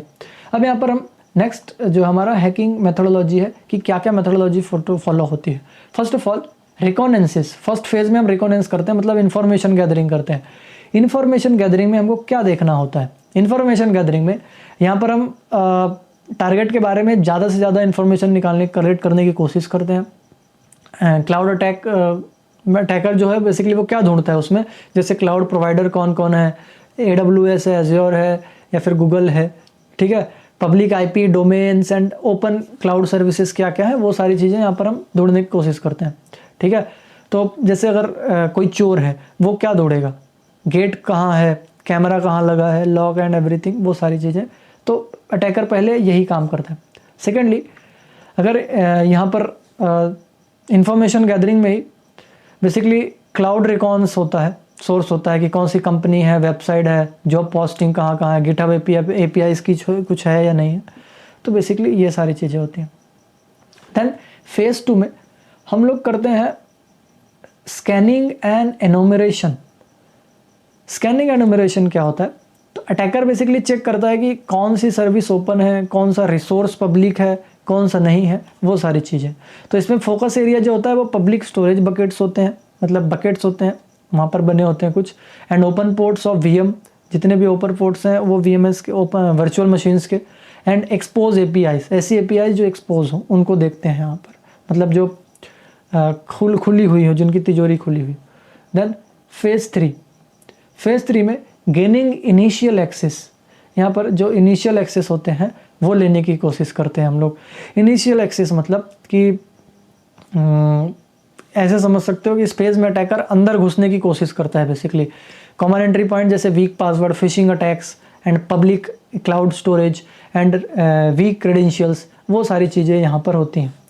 देन उसके बाद यहाँ पर होता है प्रिविलेज एस्केलेशन। प्रिविलेज एस्केलेशन क्या होता है कि जैसे सिंपल लैंग्वेज में अगर हम बात करें तो इनिशियल एक्सेस के बाद जो अटैकर करता है वो होता है, ठीक है। जैसे इनिशियल एक्सेस के बाद जैसे पहले उसने एंट्री कर ली, ठीक है, अब वो अपने राइट्स बढ़ाने लगता है, जैसे एडमिन बनने की कोशिश करेगा, अपने खुद ज़्यादा परमिशन लेने की कोशिश करेगा एंड एवरीथिंग, इसी को एस्केलेशन कहते हैं। एंड उसके बाद जैसे क्लाउड में क्या होता है, कैसे होता है, तो जो भी ओवर परमिशंस हैं या फिर ओवर रूल्स हैं, IAM जिसको कहते हैं हम लोग, वो rules and misconfiguration policies, token reuse, इन सभी को वो ढूंढता है, ठीक है। एंड उन सभी को ढूंढ के वो इजीली एक्सेस ले पाता है, वहाँ पर बढ़ पाता है, ठीक है। एक बार अंदर घुस गया तो कमियां तो ढूंढ ही सकता है वो। अब यहाँ पर जब वो प्रिविलेज एस्केलेशन कर लेगा, उसके बाद राइट्स आ जाएगा, तो वो क्या करता है, लेटरल मूवमेंट करता है। लेटरल मूवमेंट मीन्स वो अटैकर क्या करता है, एक सोर्स से दूसरे सोर्स में मूव करता है। जैसे VM से डेटा एक्सेस, ठीक है, VM से डेटा बेस एक्सेस में जाएगा, ठीक है, one container to another container जाएगा, मतलब एक कंटेनर से दूसरे कंटेनर जाएगा, one account to multiple services जाएगा, ठीक है। तो मतलब वो अलग अलग चीज़ें एक्सप्लोर करते रहता है, वहाँ पर देखते रहता है जाके क्या क्या है।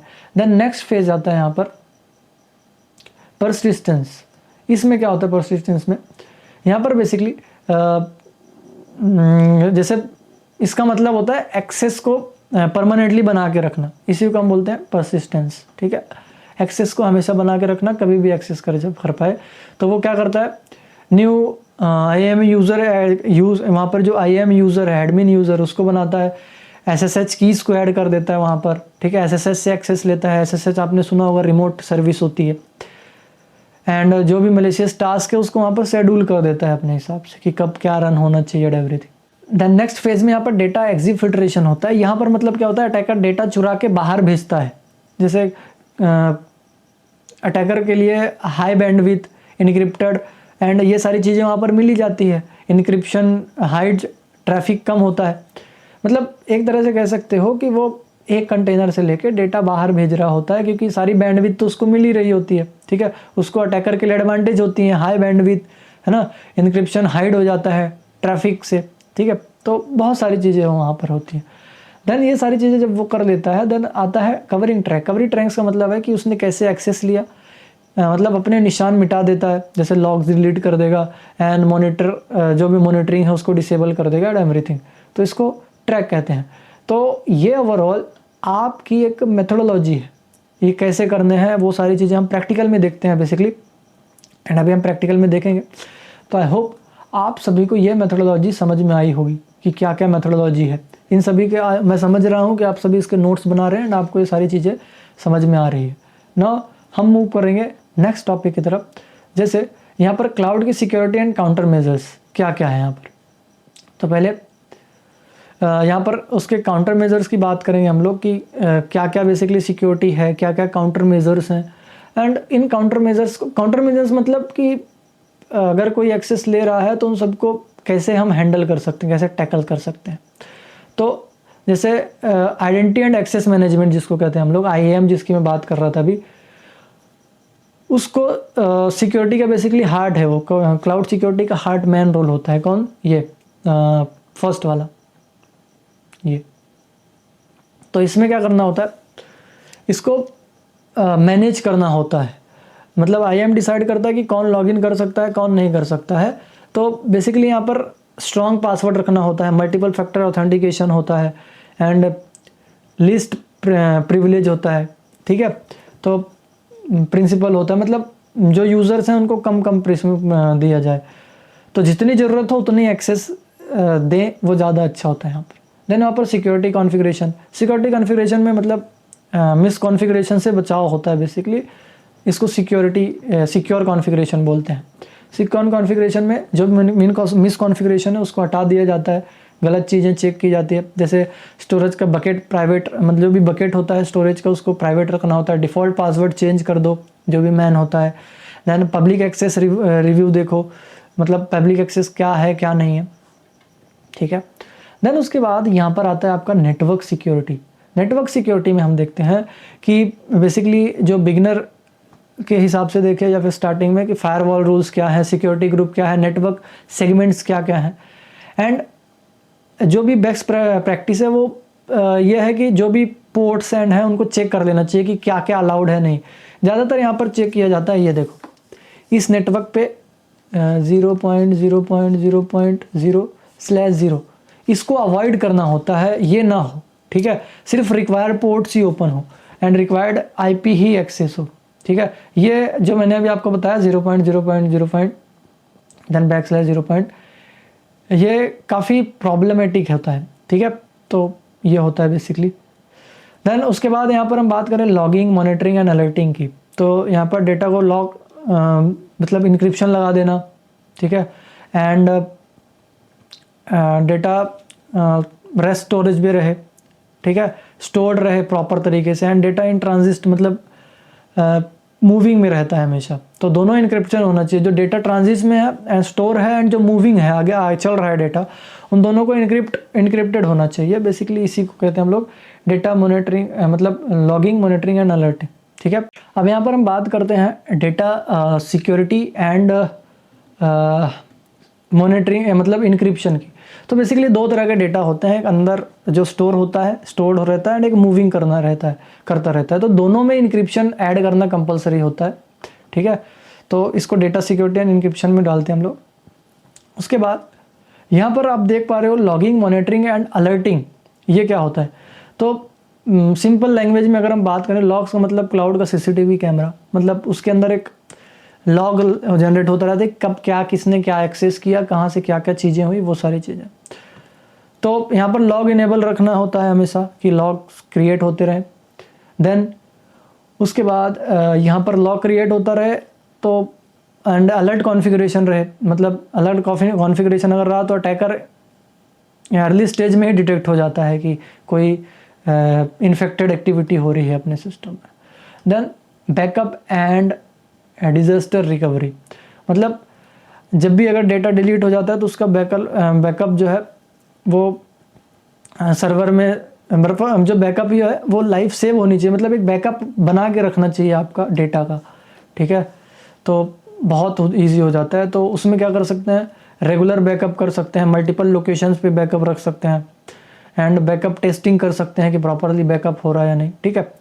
देन उसके बाद कंटेनर एंड क्यूबरनेट सिक्योरिटी, तो यहाँ पर जो भी कंटेनर हमने बात किया, क्यूबरनेट सिक्योरिटी की बात की, उसके बाद बताता हूँ मैं कि जैसे कैसे इसको सिक्योर कर सकते हैं। तो यहाँ पर ट्रस्टेड इमेजेस का यूज़ करना होता है, जो भी इमेज होती है उसके साइड से यूज़ हो। सीक्रेट हार्ड कोड मत करो, मतलब कोई भी सीक्रेट डेटा उसके अंदर नहीं डालना होता है। एंड RBAC जो होता है उसको सही से कॉन्फ़िगर करना होता है, ठीक है। उसके बाद पैच मैनेजमेंट की अगर बात करें सिंपल मैनेजमेंट में, कि अगर कोई दिक्कत डिटेक्ट होती है जैसे अपडेट इग्नोर करना, इसको पैच मैनेजमेंट प्रॉपरली देखना होता है। तो अगर पैच मैनेजमेंट अगर आपने इग्नोर कर दिया, कोई अपडेट इग्नोर कर रहे हो, तो वो ओपन इन्विटेशन होता है हैकर्स के लिए। तो क्लाउड प्रोवाइडर जो होते हैं वो पैच इंफ्रा को पैच करता है, तो आपको उसको बेसिकली आपकी रिस्पॉन्सिबिलिटी है कि उसको ऐड करना, आपको इंस्टॉल करना, अपडेट करना। आप अपडेट नहीं करोगे तो वो इनसिक्योरिटी रह जाएगी। देन नाइन्थ जो आपको यहाँ पर दिख रहा है वो होता है सिक्योरिटी अवेयरनेस, ठीक है, ह्यूमन फैक्टर की तरफ से होता है। जैसे किसी भी लिंक पे क्लिक ना करना, वीक पासवर्ड ना रखना, केयरलेस एक्सेस शेयरिंग, मतलब कोई भी डेटा किसी को शेयर ना करना। तो यहाँ पर प्रॉपरली ट्रेनिंग लेना एंड अवेयरनेस बताना सबको, ये बेसिकली आपका काम होना चाहिए। तो आई होप आप सभी को ये सारी चीज़ें समझ में आ गई होगी। एंड मुझे पता है वीडियो काफ़ी लंबी हो चुकी है क्योंकि बहुत डिटेल्स में वीडियो है, बहुत डिटेल्ड है एंड आप समझ सकते हो मैं भी मेहनत कर रहा हूँ यहाँ पर। तो आप लोग लाइक्स कर सकते हो, एक पार्ट में नहीं 2 पार्ट में देखो, कोई इशू नहीं। बट हाँ नॉलेजेबल है तो आपको लग रहा है कि आपके लिए नॉलेजेबल है तो वीडियो को लाइक एंड शेयर कर देना, सब्सक्राइब जरूर कर देना अगर आप चैनल पे नए हो। हम बात करते हैं नेक्स्ट।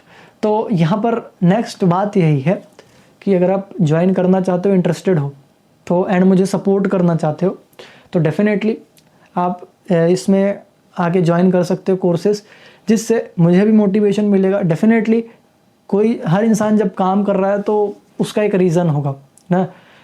हर इंसान के पास एक फैमिली होती है, सब चीज़ें होती है, उसको सारी चीज़ें मैनेज करना पड़ता है ना। तो मुझे भी फैमिली देखनी होती है, मेरा कोई ऐसे साइड बिजनेस कुछ है नहीं एक्चुअल में, ठीक है। तो वही यही है यूट्यूब एंड आप लोगों को ट्रेनिंग देना एंड इन्वेस्टिगेशंस करना, तो इन्हीं के थ्रू मैं भी अर्निंग करता हूँ। तो अगर आप चाहते हो इनरोल करना तो it's a best platform and best courses. आप एक बार आके देखो, आपको सारा कंटेंट मिल जाएगा एंड डिस्क्रिप्शन में उस वीडियो को चेक करो जो आपके लिए यहाँ पर रखी गई है। सो आई होप आप सभी को ये सारी चीज़ें समझ में आ गई होगी। कॉन्टैक्ट्स इन्फॉर्मेशन यहाँ पर भी आपको मिल गई होगी, ये कॉन्टैक्ट इन्फॉर्मेशन है, इस नंबर पे आप व्हाट्सएप कर सकते हो, ईजी हो जाएगा है ना। टीम आपसे कनेक्ट कर लेगी कॉन्टैक्ट करते ही। एंड यहाँ पर आपको और भी कॉन्टैक्ट इन्फॉर्मेशन, फॉर एग्जांपल ये हमारी वेबसाइट है, ये हमारा ईमेल है एंड ये कॉन्टैक्ट नंबर जो आपको अभी बताया है, ठीक है। तो ये आपके लिए मैंने बता दिया सारी चीज़ें। तो अब हम मूव करते हैं अपने प्रैक्टिकल पार्ट में एंड प्रैक्टिकल पार्ट में देखेंगे कि कैसे चीज़ें हम कर सकते हैं एंड क्या क्या इंक्लूडेड है प्रैक्टिकल में। सो फॉरियर्स, यहाँ पर हम प्रैक्टिकल लाइफ की तरफ बढ़ रहे हैं एंड आप लोग यहाँ पर बेसिकली कैसा है ना कि यहाँ पर थोड़ा प्रैक्टिकल कम है। प्रैक्टिकल कम इसलिए है क्योंकि जो आपने अभी कंपनीज देखी जिसके बारे में मैंने थ्योरी पार्ट बताया, ठीक है, तो उन्हीं का प्रैक्टिकल है बेसिकली, ठीक है। अब जाहिर सी बात है, अगर किसी कंपनी की हैकिंग परफॉर्म करके आप दिखाओगे, जैसे AWS है, गूगल है, इनके प्लेटफॉर्म पर अगर मैं हैकिंग परफॉर्म करके दिखाऊं तो जाहिर सी बात है वो लोग स्ट्राइक देंगे, ठीक है। इसलिए हम यहाँ पर कोशिश कर रहे हैं कि उन चीज़ों को अवॉइड करें। यहाँ पर लिमिटेड प्रैक्टिकल रखे गए हैं, सिर्फ इस पर्सपेक्टिव से रखे गए हैं कि हाँ ये चीज़ें होती हैं, आपको समझ में आना चाहिए कि ऐसी चीज़ें होती हैं। बेसिकली इतनी चीज़ें मैंने यहाँ पर बताई हुई है। अब आप लोग कमेंट में ये मत कहने लग जाना कि बहुत ज़्यादा थ्योरी है, प्रैक्टिकल कम है। देखो, थ्योरी है, प्रैक्टिकल भी ज़्यादा है, लेकिन यूट्यूब में आई थिंक सो नहीं लगता कि बताना सही रहेगा हमारे चैनल के लिए। फिर भी मैंने कुछ प्रैक्टिकल्स ऐड किए हैं। मैंने डिजिटल फॉरेंसिक एक वीडियो बनाई थी, उसमें कम्प्लीटली थ्योरी था, ठीक है। प्रैक्टिकल ऐड करने का उसमें टाइम ही नहीं मिला बेसिकली। आप उसका कमेंट सेक्शन पढ़ोगे तो सब बोलेंगे कि थ्योरी ही है उसमें, बट ऐसा नहीं है, थ्योरी नहीं होती, प्रैक्टिकल भी होती है।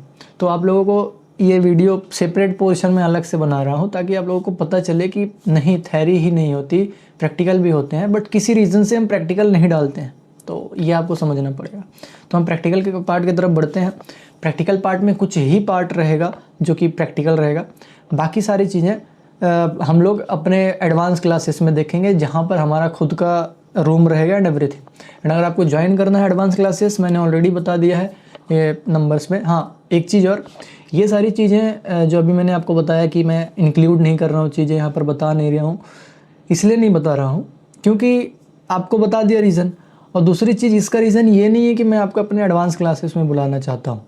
रीज़न एक्चुअल में मैंने बता दिया, वही होता है। आप ट्राई करके देख लो, जब आप वीडियोस डालना स्टार्ट करोगे, जब आप खुद वीडियोस क्रिएट करना स्टार्ट करोगे, तब आपको पता चलेगा एक्चुअल में रियलिटी क्या है। अट्रैक्शन यहाँ पर मेरा काम नहीं है, मेरा काम है आपको सही डायरेक्शन देना और सही चीज़ बताना, ठीक है। आपको अट्रैक्ट करके अपने तरफ लेके आना एंड ये सारी चीज़ें करना नहीं, वो वैसी चीज़ें नहीं होती। हाँ, हम एडवांस क्लासेस प्रोवाइड करते हैं, लेकिन वहाँ पर जो उसके चार्जेस होते हैं, बेसिकली आपको लैब मिलता है, जो रिकॉर्डिंग्स मिलती है उसको भी संभालना पड़ता है हमको, उसके भी चार्जेस होते हैं, ठीक है। गाइडेंस मिलती है, मैं पर्सनली अपना पर्सनल टाइम देता हूँ वहाँ पर, ठीक है। उस रिकॉर्डिंग्स में जो आपको मिलेगी वहाँ पर, उसमें मेरा पर्सनल टाइम होता है। बहुत सारी चीज़ें होती हैं जो हमको यहाँ पर वियर करनी पड़ती है। टीम मेंबर्स होते हैं, उनको भी यहाँ पर मैनेज करना पड़ता है। तो बेसिकली ये सारी चीज़ों का कंक्लूजन होता है, ठीक है।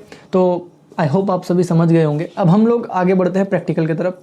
सो चलते हैं अपने कंप्यूटर लैब पर एंड यहाँ पर समझते हैं बहुत सारी चीज़ें। ओके, सो यहाँ पर हम लोग बेसिकली क्या करेंगे, आपको मैं पहले बताता हूँ कि हम एनोमरेशन कैसे करते हैं। जैसे मैंने आपको स्टेप बताया था कि एनोमरेशन कैसे कर सकते हैं हम लोग। एनोमरेशन मतलब कि आपको मैंने बताया है, एनोमरेशन बेसिकली एक टेस्टिंग होती है कि कैसे चीज़ों को किया जाता है, क्या क्या चीज़ें काम कर रही हैं, क्या क्या पोर्ट्स एंड एवरीथिंग ओपन है। ये इन्फॉर्मेशन गैदरिंग के पार्ट वाला, मतलब गैदरिंग के बाद वाला पार्ट होता है। जैसे आपने पता कर लिया कि इतनी इतनी क्लाउड सर्विसेज हैं, एंड क्लाउड सर्विसेज में क्या क्या चीज़ें बेसिकली मिल गई आपको, क्या क्या ओपन पोर्ट्स मिले, क्या क्या इन्फॉर्मेशन मिली कंपनी के बारे में एंड एवरीथिंग, जो भी चीज़ें थी। उसके बाद जो चीज़ें आती हैं जैसे इनोमरेशन में हम सिर्फ डायरेक्टली टेस्टिंग परफॉर्म करना स्टार्ट कर देते हैं, ठीक है। तो मैं यहाँ पर आपको इनोमरेशन से स्टार्ट करता हूँ सारी चीज़ें। इनोमरेशन के लिए एक टूल होता है, ठीक है। यहाँ पर एक टर्म और यूज़ होने वाला है, S3 बकेट, ठीक है। S3 बकेट क्या होता है बेसिकली, ये एक कह सकते हो कि जैसे आपके फाइल में, आपके सिस्टम में एक मतलब आप कंप्यूटर में एक फोल्डर होता है, ठीक है। एंड उस फोल्डर में आप चीज़ें जैसे डाल के रखते हो, तो वो S3 बकेट भी होता है, एक स्टोरेज के जैसे ही होता है। ये सिर्फ AWS सर्विसेज में पाया जाता है। तो यहाँ पर बेसिकली बकेट का मतलब एक बॉक्स, डब्बा कह सकते हो, एंड उसके अंदर जो ऑब्जेक्ट होते हैं, फाइल्स होती हैं, वो सिर्फ डेटा होता है, ठीक है। जैसे photos, video, logs, backup, websites, ये सारी चीज़ें होती हैं उसके अंदर, ठीक है। तो कुछ भी हो सकता है उसके अंदर, जैसे आप अपने हार्ड डिस्क के अंदर कुछ भी रख सकते हो। तो ये बेसिकली एक स्टोरेज होता है, मतलब AWS का उन्होंने नाम दिया हुआ है उसको, ठीक है। तो आई होप आप सभी को इतना समझ में आएगा। नाउ अब हम क्या करेंगे, यहाँ पर इनोमरेशन करेंगे बेसिकली S3 बकेट का। S3 मैंने बताया बकेट्स जो होती हैं 2 टाइप की होती है, पब्लिक भी, प्राइवेट भी।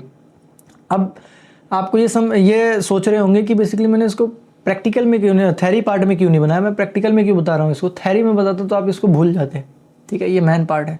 तो यहाँ पर हम S3 बकेट का मैंने बताया, इसकी जो पूरी स्पेलिंग है, S लिखना है ओनली, देन उसके आगे 3, S3 एंड बकेट, जिससे पानी भरते हो ना बकेट, वो वाला BUCKETS वाला बकेट्स, ठीक है। तो अब हम यहाँ पर जो टूल यूज़ करने वाले हैं वो लाइजेस 3 करके आता है एक टूल, उसका यूज़ करने वाले हैं। तो बेसिकली अगर आप यहाँ पर स्क्रीन पर देख पा रहे हो, तो यहाँ पर मैं आपको थोड़ा सा जूम करके बताता हूँ। देखो, मैं sudo su करता हूँ। फर्स्ट ऑफ ऑल आप सभी को पता है, इट्स अ मोस्ट इम्पॉर्टेंट किसी भी चीज़ के लिए। मैं इसको क्लियर करता हूँ, ठीक है। यहाँ पर मैं अपने डेस्कटॉप पे चला जाता हूँ, क्योंकि वो सारे टूल्स मैंने वहीं पर रखे हुए हैं। अब मैं ls करूँगा यहाँ पर। यहाँ पर आप देख सकते हो कि आपको यहाँ पर कुछ चीज़ें दिख रही होगी, जैसे मैंने कुछ टूल्स रखे हुए हैं, ये, ठीक है। लाइजर 3 है, देन S3 स्कैनर है, ठीक है। तो ये टूल्स हैं आपके बेसिकली, ठीक है। अब यहाँ पर पहले तो हम इस लाइजर को यूज़ करेंगे। कैसे करते हैं मैं बताता हूँ। पहले तो मैं इसके अंदर जाता हूँ, CD लाइजर, एंड ये जो टूल है ना, ये इजीली अवेलेबल है आपको डेस्कटॉप, मतलब गिटहब पे मिल जाएगा बेसिकली इजीली। मैं ls करूँगा, देखो यहाँ पर ये सारी चीज़ें हैं, ये सारी चीज़ें हैं। तो आपको आपके काम का जो है ये है लाइजर S3 RB, ठीक है। तो यहाँ पर बेसिकली हमको करना क्या है, यहाँ पर हम इसको रन करेंगे। अब रन कैसे करेंगे, देखो, फर्स्ट ऑफ ऑल जब इसमें लाइजर इसको रन करोगे, ये रन बेसिकली रूबी से होता है। रूबी कहाँ मिलेगी आपको, इसी में है, इंक्लूडेड होती है यहाँ पे काली में, पैरट में भी इंक्लूडेड होती है। तो यहाँ पर रूबी लाइजर लाइज 3 या फिर लेजी S3 भी बोल सकते हो इसको, n.rb, ठीक। ये देखो, इतना रन करोगे ना, तो ये बेसिकली आपको शो करेगा कि जितनी भी बकेट है S3 बकेट, मतलब S3 बकेट्स हैं।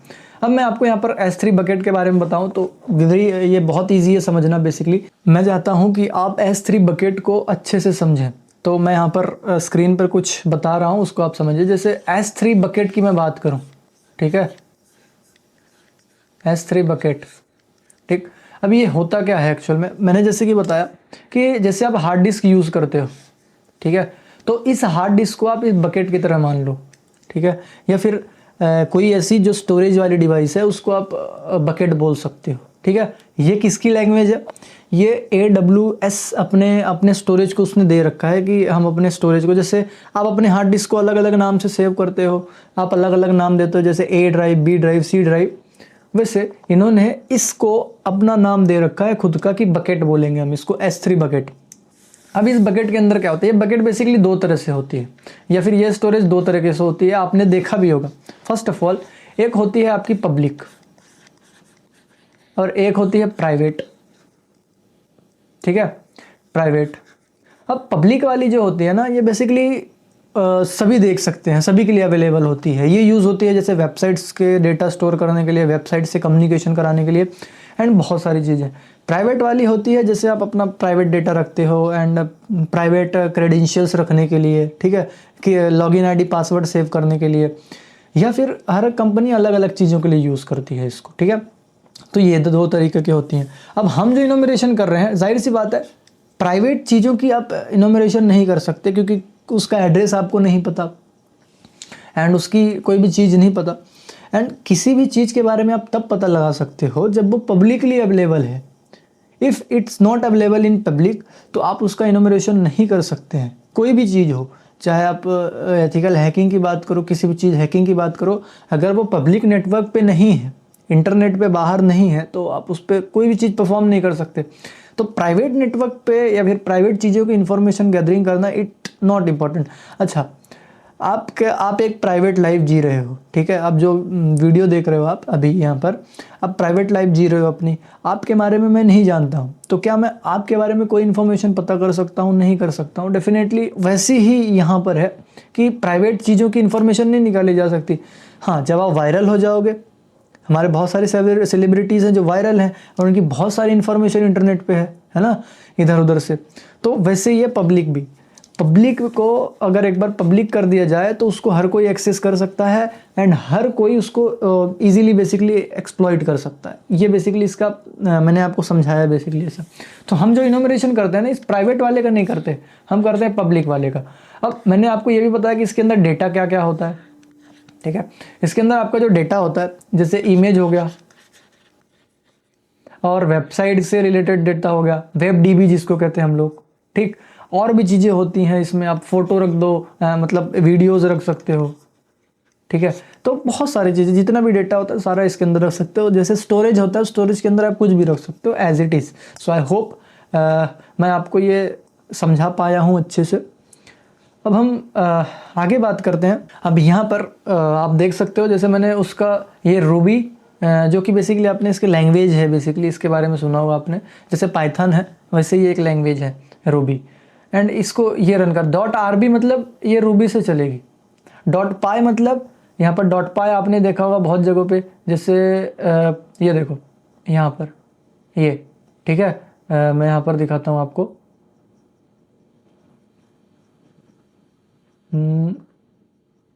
ठीक है, अब ये देखो, ये यहाँ पर देख पा रहे हो आप .py। ये .py का मतलब क्या है कि ये पाइथन से रन होगा। .rb यहाँ पर जो .rb लिखा हुआ है ये आपके बेसिकली इससे रन होगा, रूबी से रन होगा। देन यहाँ पर exe, इसको पता है आपको, ये विंडोज़ की फाइल है, ये विंडोज़ में रन होती है, ठीक है। तो ऐसे ही अलग अलग एक्सटेंशन होता है, इनको पहचानना होता है कि कौन सी फाइल है। तो आई थिंक ये ज़्यादा हेल्पफुल होता है समझना कि कौन सी फाइल कहाँ से रन होने वाली है। अगर आपको ये पता है कि वो कहाँ से रन होगी, कैसे रन होगी, तो आप उसको रन कर पाओगे, ठीक है। और उससे पहले फाइल्स को पहचानना इंपॉर्टेंट। देखो रोबी डॉट लाइस या फिर लेजी S3 करोगे .rb, ये बेसिकली जितने भी पब्लिक में अवेलेबल है ना, मतलब जितने भी बकेट्स पब्लिकली अवेलेबल है वो सभी का इन्फॉर्मेशन ला के दे देता है। देखो यहाँ पर मैं एंटर प्रेस करता हूँ, एंटर प्रेस कर दिया मैंने, ये देखो जितने भी बकेट्स हैं पब्लिकली अवेलेबल, देखो वो बता रहे फाउंड एंड इतने सारे बकेट्स मिले, ठीक है। तो आपको मल्टीपल बकेट्स यहाँ पर ये ला के देगा, ठीक है। एंड एक्चुअल होते हैं, ये देखो आ रहे हैं, ठीक है। जितने भी पब्लिकली अवेलेबल हैं उन सभी की लिस्ट है बेसिकली ये, ठीक है। अब दूसरी चीज़, चलो ये आपने लिस्ट निकाल ली, ये बेसिकली हम एनोमरेशन कर रहे हैं, ठीक है। देन उसके बाद आपने ये लिस्ट निकाल ली, देन उसके बाद हम स्कैनिंग भी करते हैं, ठीक है। जैसे अच्छा एक चीज़ और बता देता हूँ मैं इसके बारे में कि जैसे ये पब्लिकली जितने भी अवेलेबल हैं वो तो बताएगा ही, ठीक है। ये तो आपने ऐसा कर लिया जैसे रैंडमली जितने भी अवेलेबल होंगे, जितने भी मतलब इंटरनेट पे जितने भी पब्लिकली अवेलेबल हैं उन सब की लिस्ट थी। अब यहाँ पर एक चीज़ और है सोचने वाली, क्या है कि अगर किसी स्पेसिफिक कंपनी का करना हो तो कैसे करोगे। तो आपको क्या करना है, मैं यहाँ पर दूसरा ओपन कर लेता हूँ टैब, एंड मैं इसको आपको जूम कर देता हूँ थोड़ा सा। तो यहाँ पर जैसे अगर किसी, मैं वापस से वही डेस्कटॉप फोल्डर पे जाना पड़ेगा। अगर किसी भी फोल्डर या फिर किसी भी स्पेसिफिक कंपनी का आपको निकालना है ये सारी डिटेल्स, तो उसके लिए सिंपल चीज़ें होती हैं। आप उसके आगे कह सकते हो कि उसकी इंफॉर्मेशन डाल दो, ठीक है। जैसे ये देखो मैंने यहाँ पर एक डाला हुआ है कंपनी का नाम, ठीक है। तो ऐसे, तो यहाँ पर इस कंपनी का नाम डाल दो, या फिर चलो मैं कंपनी का नाम यहाँ से नहीं, यहाँ पर सिंपली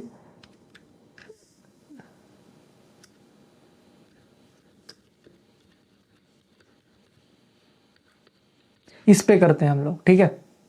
एंटर, देखो जनरेटिंग वर्ड फाइल एंड, ठीक है। तो आप वहाँ पे कंपनी का नाम डाल दो, वो खुद भी ऑटोमेटिकली इंस्टॉल कर लेगा वहाँ पर सारी चीज़ें, ठीक है। मतलब उससे रिलेटेड वर्ड लिस्ट जनरेट करेगा एंड एवरीथिंग, सारी चीज़ें ये खुद उसका बकेट देखेगा कि है अवेलेबल या फिर नहीं है।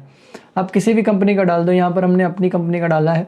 हालांकि आप लोग इस पर टेस्टिंग मत करना, क्योंकि प्रॉब्लम हो सकती है, जो कि हमारी सिक्योरिटी टीम है वो आपको दिक्कत हो सकती है उसमें, तो आप इस पर टेस्ट मत करना, ठीक है। आप ऐसी भी कोई वेबसाइट ढूंढो जिस पे आप प्रैक्टिकल कर सकते हो। सो आई होप आप सभी को इतना समझ में आ गया होगा। अब ये इन्फॉर्मेशन लेके आएगा, जैसे फाउंड बकेट एंड नॉट। जैसे मैं दूसरी कंपनी भी यूज़ कर लेता हूँ यहाँ पर नाम, लेकिन उसको मैं थोड़ा सा ब्लर रखूँगा। क्यों ब्लर रखूँगा? क्योंकि वो मेरी कंपनी नहीं है, कोई दूसरी वेबसाइट है। तो आपको रिजल्ट कैसे होता है वो दिखाने के लिए मैं आपको यहाँ पर कर रहा हूँ, ठीक है। तो ये वाला एरिया बेसिकली ब्लर रहने वाला है। यहाँ पर देखो आप, सिंपली मैंने एंटर प्रेस किया, ये देखो फाउंड, और ये कंपनी का नाम ब्लर है, ठीक है। एंड ये ठीक है, फाउंड बकेट बता रहा है कि बकेट जो है उसको फाउंड मिल गया है, कि पब्लिकली अवेलेबल है बेसिकली। तो ऐसे आप निकाल सकते हो। न्यू वर्जन हैकर मेरा जो कि है वो क्लाउड स्टोरेज यूज़ नहीं करता खुद का, इसलिए उसका नहीं दिखाया उसने, ठीक है। नाउ हम यहाँ पर इनोमरेशन स्कैनिंग, मतलब दूसरे चीज़ से स्कैनिंग करेंगे। ये तो हमने एक इन्फॉर्मेशन निकाल ली सारी चीज़ें। एक और टूल होता है जो कि इनोमरेट करने में काम आता है आपको, ठीक है। अब वो टूल की बात अगर हम बात करें तो वो S3 स्कैनर बोलते हैं हम उसको, एंड वो भी मेरे पास यहाँ पर पड़ा हुआ है। तो यहाँ पर मैं पीछे जाऊँगा फोल्डर में, एंड यहाँ पर पहले तो मैं इसको क्लियर कर देता हूँ, ठीक है। अब क्या करेंगे यहाँ पर, देखो ये काम कैसे करता है। पहले तो इसको इंस्टॉल करना होता है, मैं बता देता हूँ। इसको आप कहीं से भी डाउनलोड कर सकते हो। आप S3 स्कैनर सर्च करो गिटहब पे, आपको मिल जाएगा। तो इसका इंस्टॉलेशन प्रोसेस जो होता है वो मैं बताता हूँ आपको। फर्स्ट ऑफ ऑल आप इसको कैसे इंस्टॉल करोगे, जैसे मैं ls करता हूँ, इसके फोल्डर में चला जाता हूँ। ये देखो S3 स्कैनर है यहाँ पर। अब मैं जाता हूँ cd S3 स्कैनर, ठीक है। ये मैं चला गया। देन ls करोगे आप, तो यहाँ पर देखो एक रिक्वायरमेंट फाइल है, पहले इसको हम इंस्टॉल करेंगे। लेकिन रिक्वायरमेंट फाइल इंस्टॉल करने से पहले आपको कुछ चीज़ें समझना होगा। चलो ठीक है, मैं पहले इंस्टॉल कराता हूँ pip-txt। अब ये समझो, यहाँ पर इस एरर को समझना है। एक एरर आता है यहाँ पे, ये देखो, ये एरर आपको भी आ सकता है। तो हम ना इसको एक वर्चुअल इन्वायरमेंट क्रिएट करते हैं, VNV, वहाँ पर जाके करते हैं, क्योंकि बोलता है ये जो इन्वायरमेंट है इसके लिए ठीक नहीं, या फिर पाइथन का एरर होता है बेसिकली, ठीक है। पाइथन के वजह से ये प्रॉब्लम आती है, ठीक है। पाइथन का वर्जन मिसमैच हो गया एंड एवरीथिंग, वो सारी चीज़ें। तो हम लोग क्या करते हैं यहाँ पर, इसको सॉल्व करने की बजाय मैं यहाँ पर एक कहते हैं ये एक इन्वायरमेंट क्रिएट कर लेता हूँ। कैसे करते हैं हम लोग यहाँ पर, पाइथन 3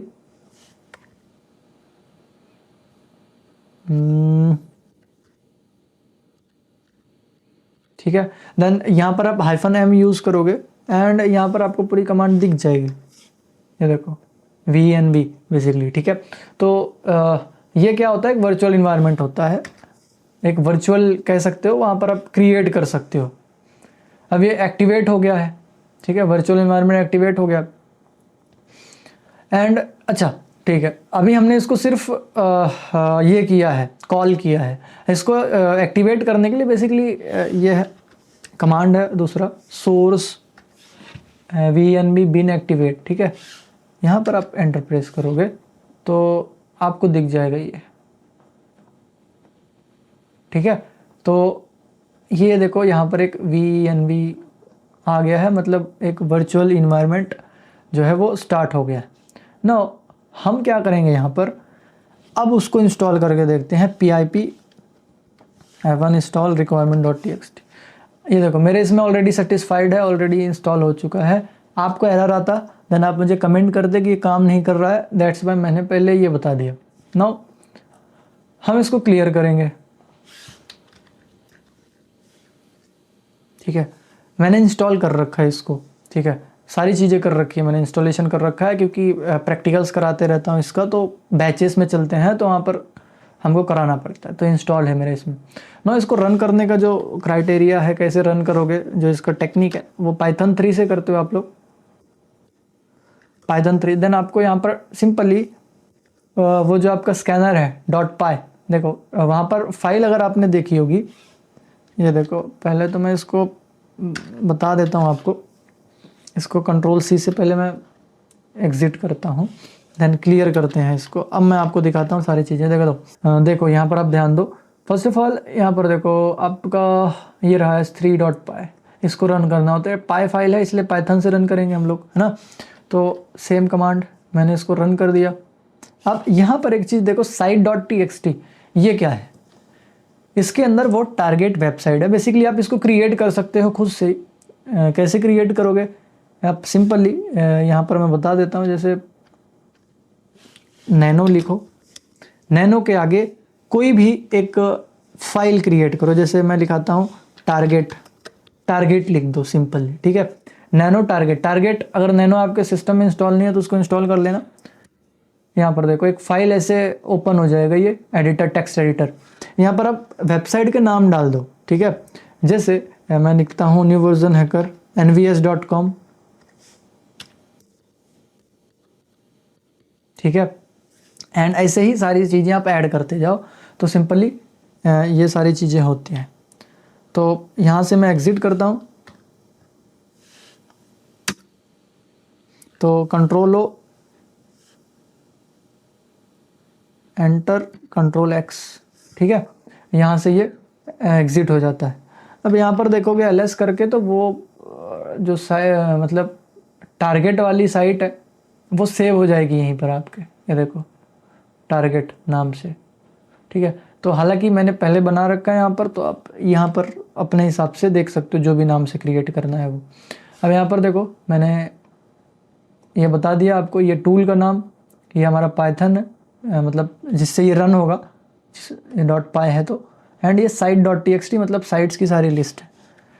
एंटर प्रेस करोगे तो यहाँ पर आपको बहुत सारी चीज़ें बताएगा कि क्या फाउंड हुआ, क्या नहीं हुआ, ठीक है। ये देखो फाउंड बहुत सारी चीज़ें यहाँ पर दिखा रहा है, फाउंड, ठीक है। तो यहाँ पर बहुत सारी चीज़ें मिली है, बट एक्सेस डिनाइड दिखा रहा है ACL का, जो अलाउ लिस्ट होती है, जो मैन लिस्ट होती है। तो यहाँ पर ये थी हमारी इन्फॉर्मेशन गाइस, इन्फॉर्मेशन गैदरिंग जिसको हम कहते हैं। इसको मैं क्लियर करता हूँ बेसिकली, ठीक है। तो प्रैक्टिकल पार्ट हमारा इतना ही है, ठीक है। सो वॉरियर्स, ये था आपका क्लाउड कंप्यूटिंग के बारे में सारी ओवरऑल इन्फॉर्मेशन। क्या क्या क्लाउड कंप्यूटिंग होता है, कैसे करता है, मैंने थ्योरी कवर किया, जितना पॉसिबल था उतना प्रैक्टिकल कवर किया। हाँ, ये प्रैक्टिकल्स इतने डेंजरस तो नहीं है, बट हाँ मेरा काम है बताना कि ये सिर्फ एजुकेशन पर्पज़ के लिए है। ये आपके किसी मिसबिहेव अगर आप करोगे तो मैं बता देता हूँ, इसका जो भी चीज़ें हैं वो आपके ऊपर आएगी, ठीक है। तो यहाँ पर गलत काम नहीं करना है, it's only for your knowledge purpose and education purpose, ठीक है। एंड मैं आपको इसीलिए सिखाता हूँ ताकि आप सिक्योर रह सको, सेफ़ रह सको, इसलिए नहीं कि आप इनका गलत यूज़ करो, ठीक है। तो हमारा मोटिव ही नहीं है इनका गलत यूज़ करना। इवन आप हमारी सारी वीडियोस देखोगे तो उसमें प्रॉपरली डिस्क्लेमर होता है। तो आप लोगों को समझना इंपॉर्टेंट है कि गलत चीज़ें गलत जगह ले जाएगी आपको, सही जगह यूज़ करोगे तो ये आपको सही जगह पहुँचाएगी। तो बेसिकली आप इसको समझना, ये बेसिकली डिस्क्लेमर है। बाकी अगर आपको वीडियो समझ में आई है तो प्लीज़ चैनल को सब्सक्राइब कर दो, वीडियो को लाइक कर दो एंड शेयर कर दो उनके साथ जिनको नीड है, जो साइबर सिक्योरिटी सीखना चाहते हैं, जो अपना करियर बनाना चाहते हैं। एंड कोर्सेज के लिए ज़रूर से यहाँ पर आप लोग कनेक्ट करो एंड ज्वाइन करो। देखो फ़ीस इतनी ज़्यादा नहीं है, बट हाँ आपको भी पता है कोई चीज़ जब बनाता है, कोई कोर्स जब लॉन्च होता है तो उसको सामने वाले को एक बजट रखना पड़ता है, कुछ चीज़ें अफोर्ड करनी पड़ती हैं, कुछ चीज़ें वहाँ पर लगाने पड़ती हैं, इन्वेस्टमेंट लगता है, तो उसके पैसे बेसिकली लगते हैं। तो वही चीज़ हम आपसे लेते हैं एंड काफ़ी कम सस्ते में कोर्स है। तो ये आपको काफ़ी अच्छे लेवल का है। देखो आपने जो भी यूट्यूब पे देखा हुआ है ये 1% भी नहीं है कोर्स का, क्योंकि नेटवर्किंग की क्लासेस आपने देखी होगी हमारे चैनल पे, नेटवर्किंग क्लासेस, ठीक है, उसमें अराउंड अभी 4 घंटे की है वो अराउंड, है ना। लेकिन 4 घंटे से ज़्यादा, यानी उसमें मैंने सिर्फ बेसिक बताया हुआ है, फिर भी लोगों को लग रहा है कि वो नई नई चीज़ें हैं एंड एवरीथिंग, नई नई चीज़ें लोग सीख रहे हैं। लेकिन जो हमने मेन हमारा जो कोर्स है अभी जो हम बता रहे हैं, एडवांस कोर्सेज जहाँ पे आप इनरोल करके ज्वाइन कर सकते हो, वहाँ पर बहुत ज़्यादा डिटेल्स में मैंने नेटवर्किंग का कोर्स बनाया हुआ है, बहुत ज़्यादा डिटेल्स में। इनफैक्ट लिनक्स आप वहाँ पर बहुत एडवांस लेवल पर सीखते हो। देन एथिकल हैकिंग की तो बात ही मत करो, आप वहाँ पर बहुत सारी एडवांस चीज़ें हमने बताई हुई है, ठीक है। सो मिलते हैं अब हम नेक्स्ट वीडियो में, तब तक के लिए take care and bye bye.